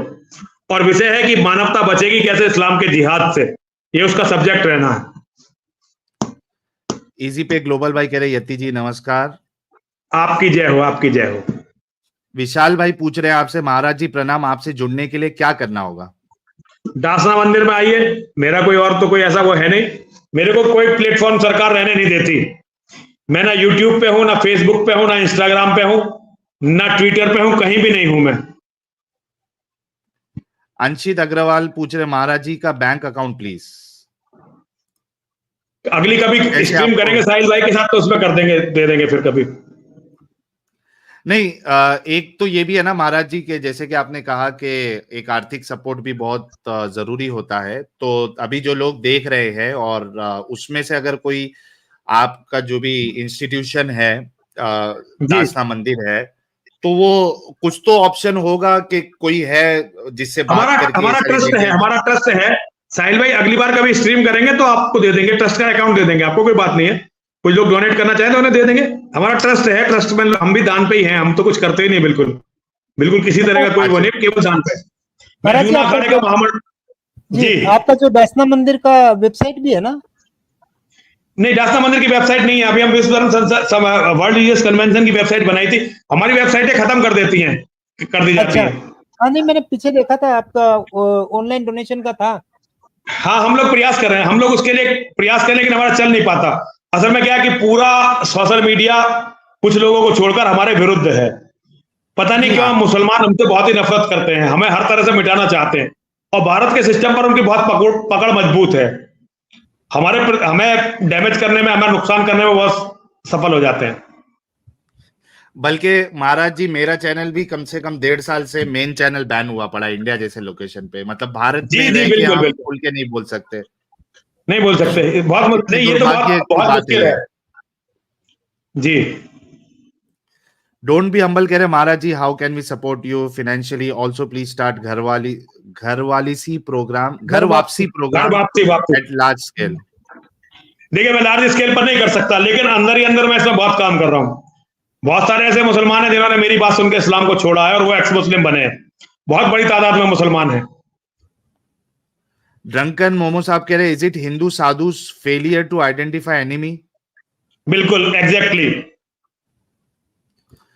कंप्यूटर व्लॉग्स भाई, महाराज ने ऑलरेडी जवाब दिया है कि दासना मंदिर से आप कांटेक्ट करिएगा उनसे जुड़ने के लिए। बगदादी जलेबी कह रहे हर हर महादेव महाराज जी, हर हर महादेव, जय हो आपकी, बहुत खुश रहिए।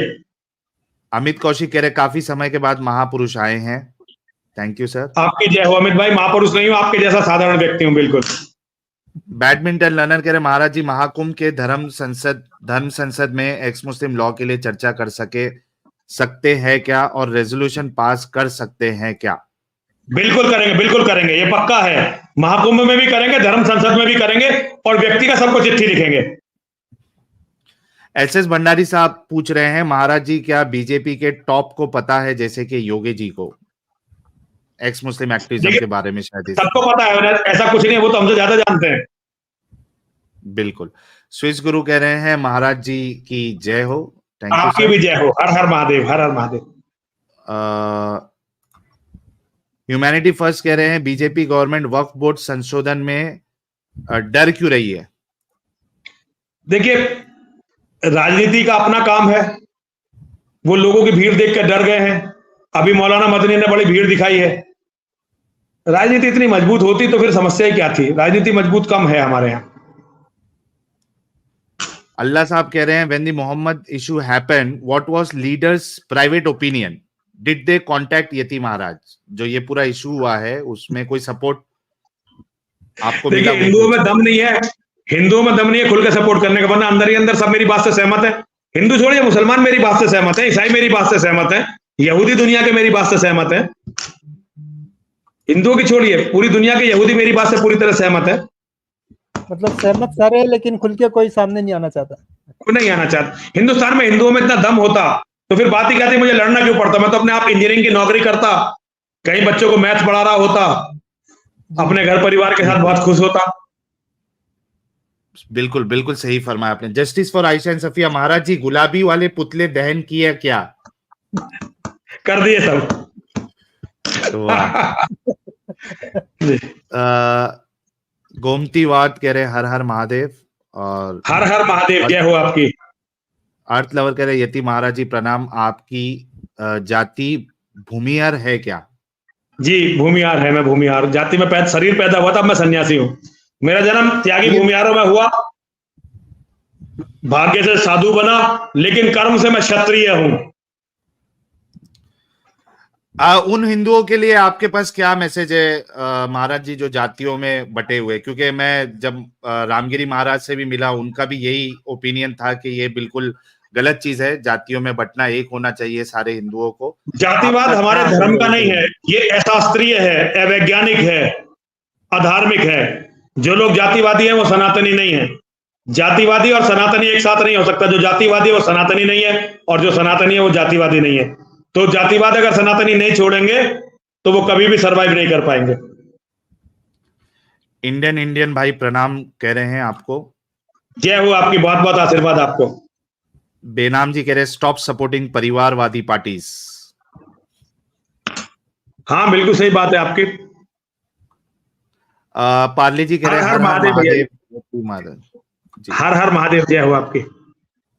अच्छा भाई लोग, अभी चूंकि महाराज की तबीयत भी थोड़ी सही नहीं है, नहीं आप करने दीजिए, इस तरह से जो कर रहे हो ना करने दीजिए, आराम से करते रहिए, कोई जल्दी नहीं है, मैं बैठा हूं आराम से। ये इजी पे ग्लोबल भाई का सवाल है, हमने डिसाइड कर लिया है that's total social corporate responsibility which is 10% of our companies total profits will go towards ex Muslim movements, that's best humanity work. एकदम सही है, आपका निर्णय बिल्कुल सही है, मैं समर्थन करता हूं। बहुत बहुत साधुवाद आपको। एल के मेहर कह रहे महाराज कश्मीरी मुस्लिम लड़की से शादी कर लूं क्या?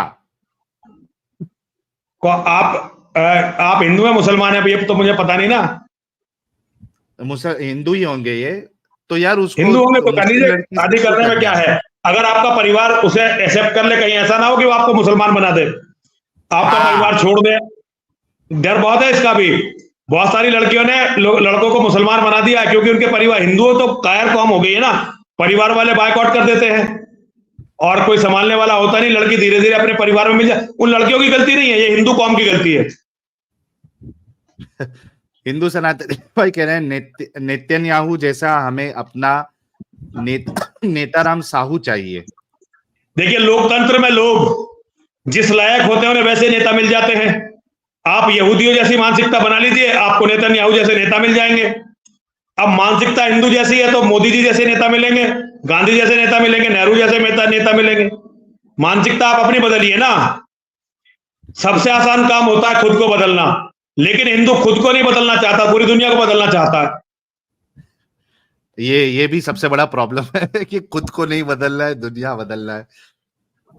मृत्युंजय भाई कह रहे महाराज की वाणी से चैट में कुछ मुसल्टों की इतनी जली कि चैट धुआं धुआं हो गया। तो यार महाराज जो है वो तो फिर क्या कहे। वर्लिंग वन डेरविश भाई कह रहे महाराज जी दंडावत प्रणाम, रूसी लोग आपके अनुभव से मोमिनों को कैसे देखते हैं? देखिए पुतिन ने अभी कहा था, जब वहां आतंकवादी हमला हुआ तो पुतिन ने कहा था ये हम पर हमला है इस्लाम का, और खून का बदला हम खून से लेंगे। और पुतिन मुसलमानों की बढ़ती हुई आबादी से वहां बहुत बुरी तरह घबरा गया है। पुतिन इस्लाम से बहुत, असल में दिक्कत यह है कि इस टाइम पुतिन पूरी दुनिया में इस्लाम पर डिपेंड है, इस्लामिक देशों पर डिपेंड है अपनी आवश्यकताओं के लिए, क्योंकि क्रिश्चियन कंट्री पुतिन के साथ नहीं है। लेकिन पुतिन इस्लाम से बहुत डर चुका है, रूसी बहुत डर चुके हैं इस्लाम से, और वो जब डरते हैं तो रिवोल्ट करते हैं। जिस चीज से वो डर जाते हैं उसे जड़ से खत्म करते हैं फिर। हाँ ये बात भी बिल्कुल सही है। मोनू कुमार सिंह कह रहे जय श्री कृष्ण साहिल भाई और प्रणाम गुरुजी। जय श्री कृष्ण भाई। हर हर महादेव, जय श्री कृष्ण, आपकी सदा ही जय हो, बहुत बहुत आशीर्वाद आपको। रमेश भंडारी कह रहे यति महाराज जी की जय हो। आपकी सदा ही जय हो, हर हर महादेव। सचिन वर्मा आपसे पूछ रहे हैं can the event be also made online so that people from outside India join और व्यू ऑनलाइन? है महाराज बिल्कुल एग्जैक्टली, ये होगा, बिल्कुल पक्का होगा, पक्का होगा। रीसन कह रहे प्रणाम महाराज जी, वी विल सपोर्ट यू, जय श्री राम। हर हर महादेव, बहुत बहुत आशीर्वाद आपको, बहुत बहुत धन्यवाद। सज्जन सैनी कह रहे मैं यति महाराज के लिए जान भी दे सकता हूं। आपको बहुत बहुत आशीर्वाद। माँ और महादेव सदैव आपकी रक्षा करें। मुझे आपकी जान नहीं चाहिए, मैं तो चाहता हूं कि आप हमेशा हंसते खेलते रहें, आपका और आपका परिवार सदैव सुरक्षित रहे। प्रेम नरेश भारती कह रहे हैं, महाराज जी हिंदू युवाओं के लिए संदेश, आपसे संपर्क कैसे हिंदू करें? युवा बच्चे पैदा करें। ये जो एक बेटे की बीमारी है, इसने हिंदुओं को बर्बाद कर दिया। जहां हिंदू हैं, कम से कम 4 बच्चे उनके होने चाहिए, तभी आप जिंदा रह सकोगे, वरना जिंदा नहीं छोड़ेंगे आपको ये जिहादी। और मजबूत बनिए, अपने परिवार की, अपनी बहन बेटियों के सम्मान की रक्षा के लायक बनिए। विक्की टिक्की सर्वे भवन्तु सुखिना सर्वे भवन्तु निरामया। बिल्कुल सही कह रहे हैं आप, लेकिन अच्छे लोगों में ये होना चाहिए, दुष्टों के साथ कोई सद्भाव नहीं होना चाहिए। हरि नारायण कह रहे, यति महाराज की जय। आपकी तेज को देखकर भारत में सनातन प्रकाश होगा। एक हाथ में शस्त्र, एक हाथ में शास्त्र, एक हाथ में शस्त्र जरूरी है। मेरे ख्याल से देखिए, फिलहाल तो दोनों हाथों में शस्त्र चाहिए, शास्त्र हम बाद में देख लेंगे। फिलहाल दोनों हाथों में हमें शस्त्रों की जरूरत है। बिल्कुल। नकुल भाई कह रहे, महाराज जी नमस्ते। साहिल भाई नमस्ते। नमस्ते सर, आपको जय हो, आपकी बहुत बहुत आशीर्वाद, आपको बहुत बहुत आशीर्वाद आपको। सन गॉड निकाह कह रहे हैं, गुरुदेव मुझे आशीर्वाद दीजिए। जय गुरुदेव। आपको बहुत बहुत आशीर्वाद, आपकी सदैव जय हो, बहुत खुश रहिए आप। विशन भाई कह रहे, हर हर महादेव महाराज जी। हर हर महादेव, जय हो आपकी, हर हर महादेव। रिएक्शन कर रहे, अकाल मृत्यु वो मरे जो कर्म करे चंडाल का, काल भी उसका क्या करे जो भक्त हो महाकाल। हो महाकाल का, हर हर महादेव, हर हर महादेव, हर हर महादेव। ब्रह्म भाई कह रहे, मेरी जान 24 आवर्स आपके चरणों में और साहिल के लिए अर्पित है। जब भी जरूरत पड़ेगी सबसे पहले गर्दन मेरी इकलौते ऋषि, हाँ बाकी सारे धंधे। गर्दन मेरी एकलौते ऋषि है, बाकी सारे धंधे कर रहे। ये इनका वो बता रहे हैं। आपकी गर्दन की जरूरत है मेरे बच्चे। माँ और महादेव सदैव आपकी रक्षा करें। बस अपने परिवार की रक्षा के लायक बनिए, हमारी रक्षा के भी लायक बनिए। एंशियंट पाथ कह रहे, महाराज जी आपके चरणों में प्रणाम। आपकी सदैव जय हो, बहुत खुश रहिए आप जी। हर महादेव। सनातन योद्धा अर्जुन शर्मा कह रहे, यति जी आज भारत के सबसे सच्चे धर्मगुरु है, ऐसा मैं मानता हूं। मैं स्वयं धर्माचार्य हूं। इतने शास्त्र पढ़ने के बाद भी यति महाराज जैसा साहस आज तक नहीं आया। अरे आपको हमसे भी ज्यादा साहस आएगा। सनातन योद्धा जी आपकी सदैव जय हो, हर हर महादेव। चिंता मत करिए, समय की बात है। अच्छा साहिल साहब कह रहे हैं, साहिल साहब रुके जरा, देखिए नूर आ रहा है। प्यारे बच्चों, जो कुछ करना था कर लो, अब्बू आ रहे हैं। में आज जो है ना वो दो नूर, एक नूर तो पहले से मौजूद था हमारे स्ट्रीम में प्रकाश, और एक प्रकाश आ गया। मतलब सोचो कि अब ऐसा हो गया, इतना प्रकाश फैल गया कि लोग उनकी आंखें देख भी नहीं पाएंगी। महाराज जी हमारे बड़े ही प्यारे, बड़े ही आदरणीय, इल्म का खजाना आप मान लीजिए उन्हें। इतना इल्म कि दुनिया की दरख्त अगर वो कलम बन जाए और समंदर स्याही बन जाए तो भी जितना इल्म हमारे हुज्जतुल मुर्तदीन एडम साहब के पास है, वो दरख्त जो है लिखते लिखते खत्म हो जाएगा।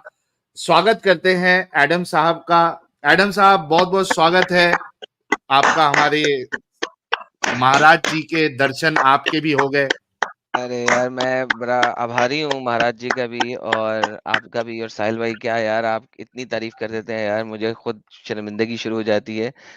यति साहब ने तो कमाल कर दिया, महाराज साहब आपने तो कमाल कर दिया। आपकी तो हमने वीडियो देखी थी, आपसे मिलने की बड़ी तमन्ना थी, आज तमन्ना पूरी हो गई। चले, मैं आपका बहुत ही बड़ा प्रशंसक हूँ। अरे मैं आपका बहुत बड़ा फैन हूँ, बहुत बड़ा फैन। अरे अरे अरे अरे महाराज जी कैसी बातें कर रहे हैं सर, आप हमारे बुजुर्ग हैं, बड़े हैं, हम आपके नहीं, फैन वो हैं सर। उम्र की बात है, बस उम्र से बुजुर्ग हूँ, बाकी मैं आपका बहुत बड़ा प्रशंसक हूँ। आप जो लड़ाई मानवता के लिए लड़ रहे हैं, मैं आपका सदैव आभारी रहूंगा। आप अपने लिए कुछ नहीं कर रहे हैं, आप पूरी संपूर्ण मानवता के लिए लड़ रहे हैं और इसके लिए आप सदैव ही साधुवाद के पात्र हैं। अरे सर, दंडवत धन्यवाद सर। आपकी जय हो। माँ और महादेव सदैव रक्षा करें आपकी। आपको दुनिया की सबसे कठिन लड़ाई लड़ने को मिली है और आप लोगों का साहस, ज्ञान तो है ही है, लेकिन आप लोगों का साहस, अदम्य साहस, ये बहुत प्रशंसनीय है। आप दोनों भाई मिलके मुझे बहुत ही ज्यादा इस वक्त ब्लश कर रहे हैं यार, बस कर दे। बहुत बहुत धन्यवाद। मैं इन तारीफों के लाइक नहीं हमारे पास नहीं, एडम भाई, मेरे पास वो शब्द नहीं है जो मैं आपके लिए कह सकता हूं। मेरे पास शब्द नहीं है, लेकिन मैं ही जानता हूं कि मैं आपका कितना सम्मान करता हूं। धन्यवाद, धन्यवाद, धन्यवाद महाराज जी, धन्यवाद, thank you so very much, बहुत बहुत धन्यवाद। नहीं, मैं बड़ा आप तमन्ना थी जब फर्स्ट टाइम ये अमित साहब ने आपकी वीडियो चलाई लाइव स्ट्रीम में, मैंने कहा वाह, मजा आया कि कोई जिगरे से बोला है, ये बात पता लगा, अब बोलना चाहिए। और मैं तमाम जो इंडिया के हैं फेस, यानी रिकॉग्नाइज्ड फेसेस हैं, मैं उन सबसे कहता हूँ कि यार बहुत डर लिया, अब खड़े हो यार, सीधा सीधा बोलो। जब वो सीधा सीधा बोलते हैं, हम क्यों नहीं बोल सकते? जब इंडिया ने फ्रीडम ऑफ स्पीच दिया हुआ है and they can say whatever they want to say, तो भाई हम क्यों नहीं? We should be allowed. And मैं आपका और वो दूसरे वाले महाराज जी हैं, साहिल भाई, जिनके पास आपने रामगिरी दिया ना, महाराज। रामगिरी महाराज जी। रामगिरी महाराज। हाँ, मैं बहुत आभारी हूँ आप दोनों भाइयों का कि आप लोगों ने सीधा सीधा खड़े होकर बात किया, और ये हक भी है और सच भी है, और इंडिया का कानून इसकी इजाजत भी देता है, जैसे कि वो करते हैं। तो वी हैव टू से थिंग्स ओपनली, जो लिखी हुई हैं उनको हमें बोलने में कोई हर्ज नहीं होना चाहिए, और कोई हमें टेंशन नहीं होनी चाहिए बोलने में वो चीज। तो बहुत बहुत धन्यवाद, आपकी आवाज निकाली आपने। मुझे पता है बड़ी मुश्किलें और डिफिकल्टीज आपके ऊपर आई होंगी इस सिलसिले में, कुछ मुझे बातें पता लगी थी। नजर बंद कर दिया था महाराज को इतने दिनों से। हाँ बिल्कुल। तो वो देखिए एडम भाई, ये आपने जो मेरी वीडियो सुनी होगी तो आज की सुनी होगी। हमारे एक मित्र थे, हमारे छोटे भाई जैसे, हमारे शिष्य कमलेश तिवारी, उनकी हत्या के तुरंत बाद मैंने मोहम्मद के बारे में बोलना शुरू कर दिया। तो मैं उससे पहले नहीं बोलता था मोहम्मद के बारे में, मैं डरता था कि मार देंगे मुझे। लेकिन जब कमलेश तिवारी जी का कत्ल हो गया तो मैंने कहा भाई, अब जब एक चला गया, एक भाई मार ही दिया इन्होंने, तो अब चलो मार दो हमें भी, कोई बात नहीं। लेकिन आप लोगों ने जो काम किया है, मेरे पास शब्द नहीं है। हमारे भाई है जितेंद्र नारायण सिंह, उन्होंने मोहम्मद के ऊपर पूरी किताब लिख दी थी। हैरी सुल्तान, मैंने सबसे पहले एक्स मुस्लिमों में हैरी सुल्तान को सुनना शुरू किया था। पाकिस्तान के पाकिस्तानी मुल्हिद करके उनकी आईडी है, मैंने सबसे पहले हैरिस को सुनना शुरू किया था। और मैं बहुत सम्मान करता हूं हैरिस का। बहुत बड़ी लड़ाई वो लोग लड़ रहे हैं, आप लोग बहुत बड़ी लड़ाई लड़ रहे हैं। मेरे पास शब्द नहीं। मैं तो बहुत, देखिए मेरा तो ये बनता है, मैं हिंदुओं में पैदा हुआ, हिंदू की लड़ाई लड़ना मेरा काम है। लेकिन आप लोग जो कर रहे हैं, आप लोगों के लिए तो माले गनीमत का खजाना खुलने वाला है, और जो काम कर रहे हैं इसमें तो आपको पता नहीं जीवन बचेगा भी नहीं बचेगा। लेकिन फिर भी आप लोग लगे हो, तो आपका त्याग, आपकी तपस्या, आपका तप, ये बहुत ही सम्माननीय है। तो मैं बहुत बहुत साधुवाद देता हूं आप सबको, बहुत बहुत आशीर्वाद। मां और महादेव से प्रार्थना करता हूं कि आपकी सदैव रक्षा करें। और मैं हिंदुओं से कहना चाहता हूं, कल मैं इसके बारे में वैसे भी बोलूंगा, अपने वीडियो ही बनाऊंगा, मेरे व्हाट्सएप पे वीडियो लाखों लोगों तक चले जाते हैं। मैं कल बताऊंगा कि एक्स मुस्लिम मूवमेंट को सपोर्ट करनी चाहिए, हर हिंदू को सपोर्ट करनी चाहिए, और भी कुछ ना करे तो आर्थिक रूप से सपोर्ट करना चाहिए। महाराज ये लिंक शेयर कर देना, ये इंटरव्यू का लिंक। मैं हाँ, अमित को शेयर कर दूंगा, मैं लिंक अमित को कर दूंगा, मैं अमित को वो लिंक भेज दूंगा। और मैं कल इसके बारे में, और मैं लगातार अब एमपीओ को लिखूंगा, जो अभी साहिल भाई ने कहा, एमपीओ को लिखूंगा कि एक्स मुस्लिम्स के जो प्रोटेक्शन के लिए एक विशेष नियम बनाया जाए यहाँ पर। Nice nice. और ये भी थोड़ी देर पहले आप बात कर रहे थे, आपकी बात मेरी बड़ी दिल को लगी, मैं उस वक्त ज्वाइन नहीं किया था, कि इस किस्म का बंदा अगर सनातनी में होता तो कभी भी उसे इस किस्म की वैल्यू ना दी जाती। लाइक मैं जब वो चूंकि मैं इंडिया में कभी रहा नहीं हूँ, तो इतना मुझे यहाँ का इल्म नहीं है, लेकिन रावण का पुतला जलाया जाता है हर साल, और रावण एक वक्त में बड़ा अच्छा भी दिखाया गया हुआ, और उसके एक गलत हरकत की वजह से आज भी उसके पुतले जलाए जाते हैं, एक गलत हरकत की वजह से। But when we look at जो हमारे मोहम्मद साहब हैं सो कॉल्ड, उनकी लाइफ को जब हम देखते हैं तो उसमें एक अच्छा काम ढूंढने में नहीं मिलता, ठीक है। तो लाइक हिजरत से पहले अगर देखें तो फिर भी थोड़े से कुछ मसले मसाइल आपको मिल जाएंगे जोड़ने तोड़ने के लिए, कुछ ना कुछ आप टांका बना लेंगे। लेकिन हिजरत के बाद अगर आप देखते हैं the real life of Mohammad, हिजरत से पहले कितने साथी इकट्ठे किए थे, 47 से लेके 96 तक, यानी डिपेंडिंग ऑन के आप कौन सी सीरा पढ़ते हैं, 47 से 96, यानी कि 100 से कम। तो पहले 13 साल में 100 से कम लोग थे, 13 सालों में। हिजरत के बाद ही तो असल इस्लाम बना था, उससे पहले तो इस्लाम था ही कुछ नहीं। तो वहां पे जब उनकी लाइफ देखते हैं तो 9 सालों में एक कम 50 लड़ाइयां लड़ी हमारे हजरत ने। उनमें उन्होंने लोंडियां गुलाम पकड़े, उसमें उन्होंने माल बांटा, किसका, लूट का। उसके ऊपर कुरान में आयत सूरत आ गई, लूट मार का माल, ठीक है। उसके अंदर मोहम्मद साहब की जो सेक्सुअल डिजायर्स हैं, उसके लिए अल्लाह कुरान के अंदर आयतें नाज़िल कर रहा है कि इसकी सेक्सुअल डिजायर पूरी करने दो, नहीं करोगे तो तुम तमाम फरिश्ते और तमाम मुसलमान लड़ाई करेंगे तुम्हारे साथ, तुम दो औरतों के साथ, and so on and so fourth. और उसके अंदर अल्लाह कह रहा है जाओ जितनी औरतें जो हिबा करें। ले जी यती महाराज जी, आप नबी नहीं है और आप कोई बहुत, मेरा मतलब है भगवान नहीं है, देवता नहीं है, इंसान है आप। अगर मैं ये कहूं, साधारण इंसान, तो अगर मैं कहूं कि यार आप को हर वो औरत जो अपना जिस्म, नफ्स हिबा करना चाहिए, यानी तोहफे में देना चाहिए, देना चाहे, वो आपके लिए जायज है। लिहाजा जितनी हिंदू औरतें आपके पास आए, हिंदू ही नहीं, हमने नॉन हिंदू नहीं लेनी क्योंकि आप हिंदू हैं, हिंदू औरतें आपके पास आके कहें यती महाराज जी आइए मैं एक रात के लिए अपना जिस्म आपको दान करती हूँ, और आपका रब जो है वो कहे हाँ हाँ ये आपके लिए जायज है, तो मुझे बताएं ये कहां से कोई इंसानियत है? जरा मुझे सिर्फ ये समझा दें। ये संभव नहीं है, सनातन धर्म में संभव नहीं है। सनातन धर्म में देखिए, हमारे यहाँ भी ऐसा नहीं है, लोग बुरे बुरे हैं, बहुत बहुत बुरे लोग हुए हैं, लेकिन हमारा समाज इसे स्वीकार नहीं करेगा। हमारे यहाँ आप शादी कर लीजिए, आपने एक शादी कर ली, फिर दूसरी शादी कर ली, लोग बुरा मानते हैं लेकिन फिर भी स्वीकार कर लेते हैं। लेकिन जो लोग चरित्रहीन होते हैं उनका सम्मान नहीं होता। हमारे यहाँ जो अनेक महिलाओं से संबंध बना, हालांकि लोग हैं ऐसे, मैं ये नहीं कह रहा कि हमारे यहाँ समाज में ऐसे लोग नहीं हैं, समाज में ऐसे लोग हैं, लेकिन उनको सम्मान नहीं मिलता, लोग उन्हें अच्छी दृष्टि से नहीं देखते, लोग उन्हें अच्छी दृष्टि से नहीं देखते। यति महाराज जी आप थोड़ा सा कंफ्यूज हो गए, मैंने शादी की तो बात ही नहीं की अभी, नहीं तो मतलब सेक्स की, मैं कह रहा हूँ जो सेक्सुअल रिलेशन है जिनकी आप बात कर रहे हैं, ये संभव नहीं है। हमारे यहाँ कुछ लोगों ने कहा कि शादी के बगैर की बात हो रही है, शादी तो और मसला वाला है। मैं इंडिया के कल्चर को सिर्फ उतना ही जानता हूं जितना फिल्मों में देखा।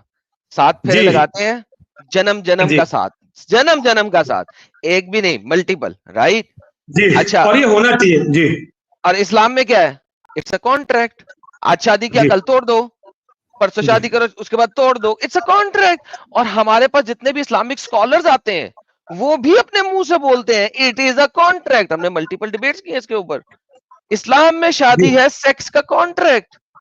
और लफ्ज निकाह को अगर देखें, लफ्ज निकाह, नून काफ अलिफ हा, लफ्ज निकाह को अगर आप देखें डिक्शनरी के अंदर, लिसाने अरबिया के अंदर, तो उसका लफ्जी मतलब है ही सेक्स, उसका लफ्जी मतलब ही सेक्स है।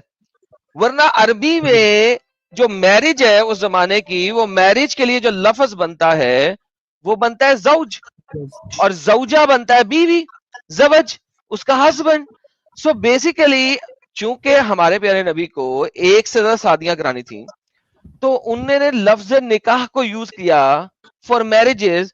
क्यों? क्योंकि जवज जो है वो सिर्फ 2 से ही हो सकता है, like it's a couple, just like a couple, word होता है अंग्रेजी का कपल, उसी तरह जौज जो है वो कपल के लिए है। और कुरान के लिए लफ्ज जौजा है, जब लफ्ज जौजा है तो इसका मतलब है मोहम्मद को और उस जमाने के लोगों को लफ्ज जवज का भी पता था जब जौजा है, और जवाज का भी पता था।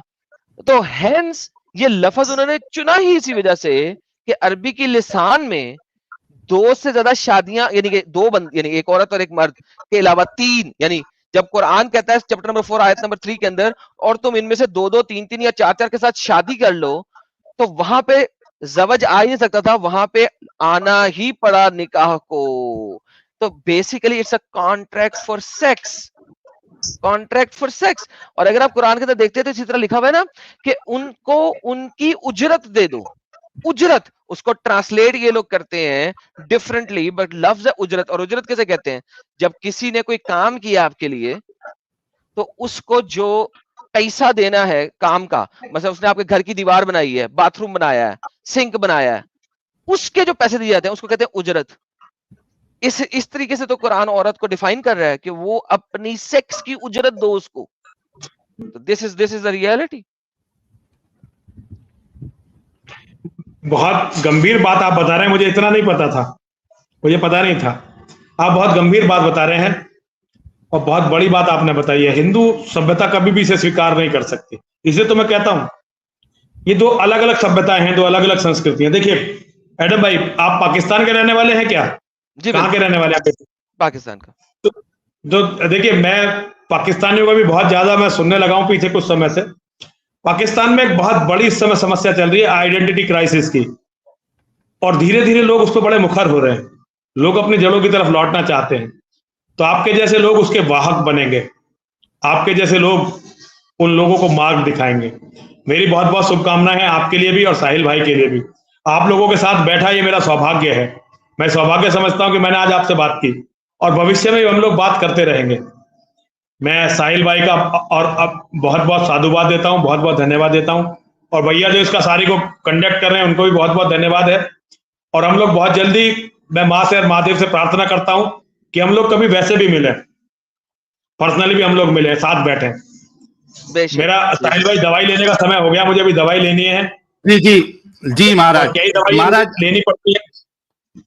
जी जी महाराज, ना हम आपका ज्यादा समय नहीं लेंगे महाराज। मैं आपको प्रीति वुमन जी से भी इंट्रोड्यूस कराना चाहूंगा। प्रीति वुमन जी, वेलकम है आपका। ये भी नमस्ते इस महाराज एक्टिविज्म का जी। हिस्सा है। आपकी सदैव जय हो, बहुत खुश रहिए आप। माँ और महादेव सदैव आपकी रक्षा करें। सबसे पहले महाराज जी, जो पुतले थे वो मुझे बहुत पसंद आए। जिस दिन मैंने उनको देखा उनका डिजाइन, उनका colour combination, everything was so fine.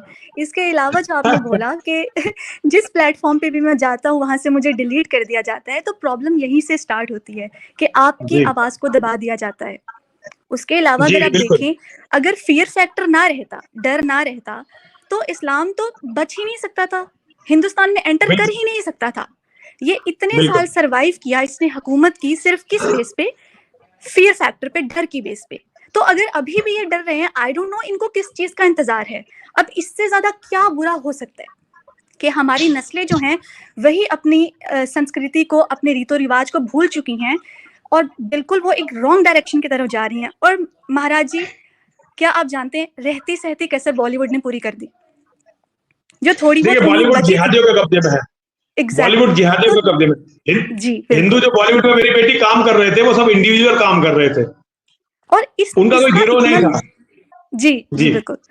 इसका इतना नेगेटिव इम्पैक्ट पड़ा है हमारे यंगस्टर्स के माइंड पे कि सर वो इस चीज को ना बहुत इस तरह से देखते हैं कि ये बहुत फैशन में है, ये चीज ये बहुत इन है, अगर हम ये करेंगे तो हम बहुत कूल लगेंगे।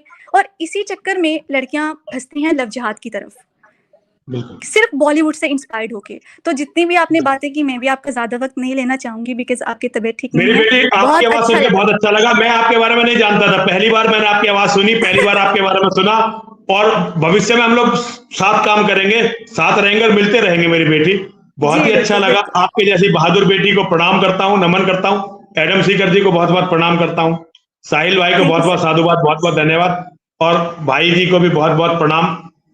आप सबको बहुत बहुत साधुवाद। Thank you so much, thank you so much Maharaj ji. Special thanks, अच्छा Maharaj ji, special thanks to हमारे अमित भाई, मौलाना अमितुल्लाह है। अमित को बहुत बहुत धन्यवाद। अमित जी को बहुत बहुत धन्यवाद, बहुत बहुत धन्यवाद, बहुत बहुत धन्यवाद।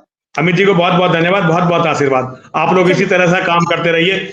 भगवान आपके रास्ते के सारे कांटों को चुन देंगे। सनातन धर्म की आध्यात्मिक ऊर्जा दुनिया में सबसे ज्यादा जबरदस्त है। ये तो हमारे हिंदुओं ने भगवान पे अपने पे भरोसा करना कम कर दिया, वो अलग अलग रास्ते में चले गए, लेकिन इसकी ऊर्जा बहुत जबरदस्त है। आपका कोई बाल बाका कभी नहीं कर सकेगा और आप बहुत ताकतवर होकर जल्दी ही पूरी दुनिया के सामने आएंगे। मैं आप लोगों को फिर एक बार बहुत बहुत प्रणाम करता हूँ। जी प्रणाम। महाराज जी, आप जरा दवा ले लीजिए। वो आपकी जो अपील है अभी आपने रिसेंट में की है योगी महाराज से, वो मैं आज चला देता हूँ और उसके बाद में एडम भाई का व्यू आप सुन लीजिएगा, क्योंकि आपको जी चलिए करिए। असल में सबसे बड़ी तो मुझे आंखों में दवाई डालनी है। मेरी आंखें खुल नहीं रही हैं अब। जी मेरी आंखों में प्रॉब्लम है। देखिए मेरी आंखों में प्रॉब्लम है, मेरी आंखें खुल नहीं रही हैं बिल्कुल भी। नहीं कोई बात नहीं, लेकिन आप पूरा करिए, 5-10 मिनट बैठ सकते हैं, कोई दिक्कत नहीं। हाँ आप जरा जल्दी करना अमित, ज्यादा अमित सुनो मेरी बात। महाराज का ज्यादा वक्त नहीं लेंगे, उनकी तबीयत नासाज है। जल्दी से आप, हाँ जल्दी से दिखा दो अमित। हाँ। देवादिदेव भगवान महादेव शिव और जगत जननी मां जगदम्बा के चरणों में नमन करते हुए मैं श्री पंचदश नाम जूना अखाड़े का महामंडली से यति नरसिंहानंद गिरी, मैं उत्तर प्रदेश के परम यशस्वी मुख्यमंत्री योगी आदित्यनाथ जी महाराज के चरणों में निवेदन करना चाहता हूं। महाराज कृपा करके मुझे उत्तर प्रदेश पुलिस की इस असंवैधानिक गैर कानूनी नज़रबंदी से छुटकारा दिलाइए। एक संस्था है मुंबई की हजरत ख्वाजा गरीब नवाज वेलफेयर ट्रस्ट, उसके सचिव हैं मोहम्मद यूसुफ और उनके कोई और एक साथी हैं। उन्होंने 2 वकील मोहम्मद आरिफ और सरह नकवी के माध्यम से प्रयागराज उच्च न्यायालय में एक याचिका दायर की है, जनहित याचिका। उन्होंने इस याचिका में मेरे विरुद्ध कड़ी कार्रवाई की मांग की है। मैं न्याय के पक्ष में हूं।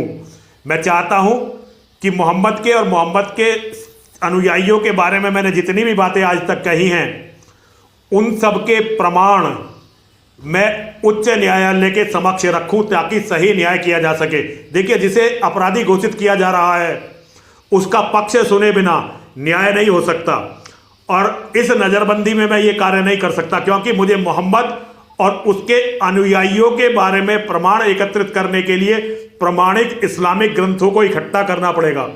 सोशल मीडिया पर मौलवियों ने जो कहा है आज तक, उसके प्रमाण इकट्ठे करने पड़ेंगे। यूट्यूब से प्रमाण इकट्ठे करने पड़ेंगे।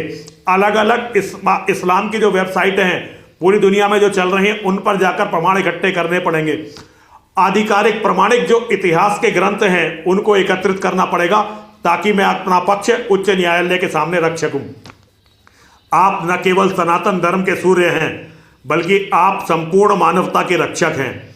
मेरा आपके श्री चरणों में यह अनुरोध है, यदि आप मुझे उत्तर प्रदेश पुलिस की इस गैर कानूनी नज़रबंदी से छुटकारा दिला देंगे तो मैं न्याय के लिए अपने प्रयास कर पाऊंगा। अगर मैंने न्याय के लिए अपना पक्ष रखने का प्रयास नहीं किया तो इसी तरह से ये अपराधी जंगली सरतन से जुदा करके नारे लगा लगा कर मुझे कहीं नाबालिग अपराधियों के नाबालिग प्रशिक्षित हत्यारों के द्वारा कहीं ना कहीं मरवाई देंगे।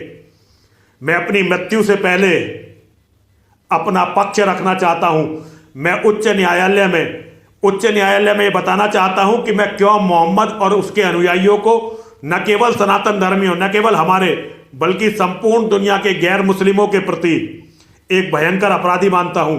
मोहम्मद के जन्म से लेकर आज तक मोहम्मद के अनुयायियों ने, जिसमें मोहम्मद का अपना जीवन भी सम्मिलित है, दूसरे धर्मों को मानने वाले, दूसरे विश्वासों को मानने वाले कितने निरपराध लोगों की हत्या की है, कितनी महिलाओं के साथ बर्बरता की है, उनके मठ मंदिरों को किस प्रकार से तोड़ा गया है, किस तरह से सब अस्त व्यस्त कर दिया गया है, ये सारे प्रमाण मैं उच्च न्यायालय के समक्ष रखना चाहता हूं। इसके लिए मुझे अपने साथियों की पूरी एक टीम भी गठित करनी पड़ेगी और प्रमाण के लिए मैं विदेश से भी, अमेरिका से, कनाडा से, यूरोप से, लंदन से, जर्मनी से, फ्रांस से अपने साथियों को बुलाना चाहता हूं, जो साथी भारत में आकर वो प्रमाण देंगे जिसके कारण मेरा मोहम्मद के बारे में ये विश्वास जो मैं कहता हूं बना है। योगी जी कृपा करिए, न्याय करिए, न्याय की रखवाली करिए, मुझे मेरा पक्ष रखने का मौका दीजिए, मुझे इस नज़रबंदी से छुटकारा दिलाइए। आप हमारे संरक्षक हैं, आप हमारे मार्गदर्शक हैं, हमारा आप में अटूट विश्वास है। मुझे पूरा विश्वास है कि आप मुझे न्याय के सामने अपना पक्ष रखने का अवसर देंगे। हर हर महादेव, हर हर महादेव, हर हर महादेव। वाह वाह, क्या बात है, क्या बात है। योगी अपना यति महाराज जी, आपको कुछ पढ़ने की जरूरत नहीं है। आप, मैं आपका वकील, लेके आए किस प्लेटफॉर्म पे जाना है, आप बोलते जाइएगा, रेफरेंस मैं देता जाऊंगा, आप बोलते जाइएगा, रेफरेंस मैं देता जाऊंगा। मुझे पहले से बताना भी नहीं कि किस टॉपिक पे आपने बात करनी है, मुझे सिर्फ बता देना इस चैनल पे आने का है। आप बोले, रेफरेंस मैं निकाल निकाल के स्क्रीन पे रखेगा। ये तो हो ही नहीं सकता। जो चीजें आप कह रहे हैं उसके लिए आपको ढूंढना पड़े। हम लोगों का फायदा क्या अगर आपको ढूंढना पड़ेगा? हमारा क्या फायदा अगर आपको ढूंढना पड़े?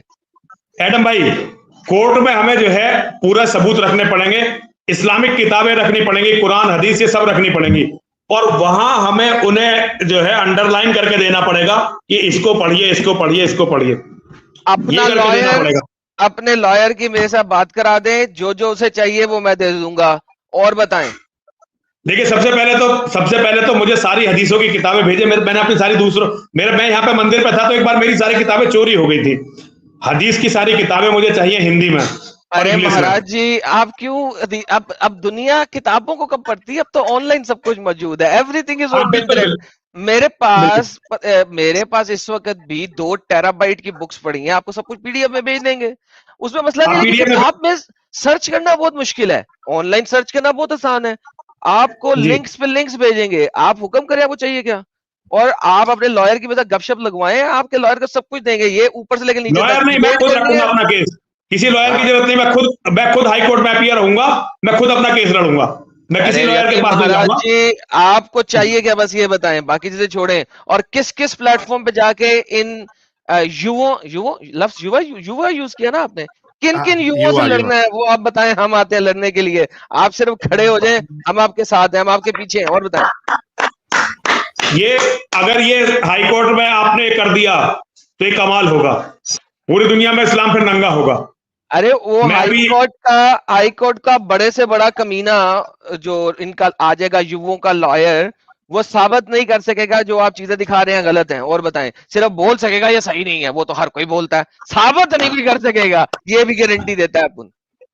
जय हो आपकी, जय हो आपकी, बहुत बहुत धन्यवाद चलिए, आपको। तो हाँ, जी। अब महाराज जी को जाने देते हैं। महाराज जी, मेरी तरफ से, एडम साहब की तरफ से, प्रीति वुमेन जी की तरफ से, जितने भी लोग इस एक्टिविज्म के जुड़े हैं उन सब की तरफ से, और ऑब्वियसली हमारे सारे दर्शकों की तरफ से आपको कोटि कोटि प्रणाम, बहुत बहुत धन्यवाद। अपने सेहत का बहुत 500 करोड़ गैर मुस्लिमों की तरफ से 500 करोड़ गैर मुस्लिमों की तरफ से आपको प्रणाम करता हूं, आपके पुरुषार्थ को प्रणाम करता हूं, पूरी मानवता की तरफ से आपको प्रणाम करता हूं। आप मानवता के रक्षक हैं, आप टॉर्च बियरर नहीं है, आप लाइट हाउस है मानवता के, प्रकाश स्तंभ हैं, आप पूरी दुनिया को रोशनी दिखा रहे हैं, मार्ग दिखा रहे हैं। आप सबको बहुत बहुत प्रणाम करता हूं, बहुत बहुत साधुवाद। थैंक यू महाराज जी, अपना ख्याल रखिए। जी प्रणाम, हर हर महादेव, हर हर महादेव, हर हर महादेव, हर हर महादेव। Thank you.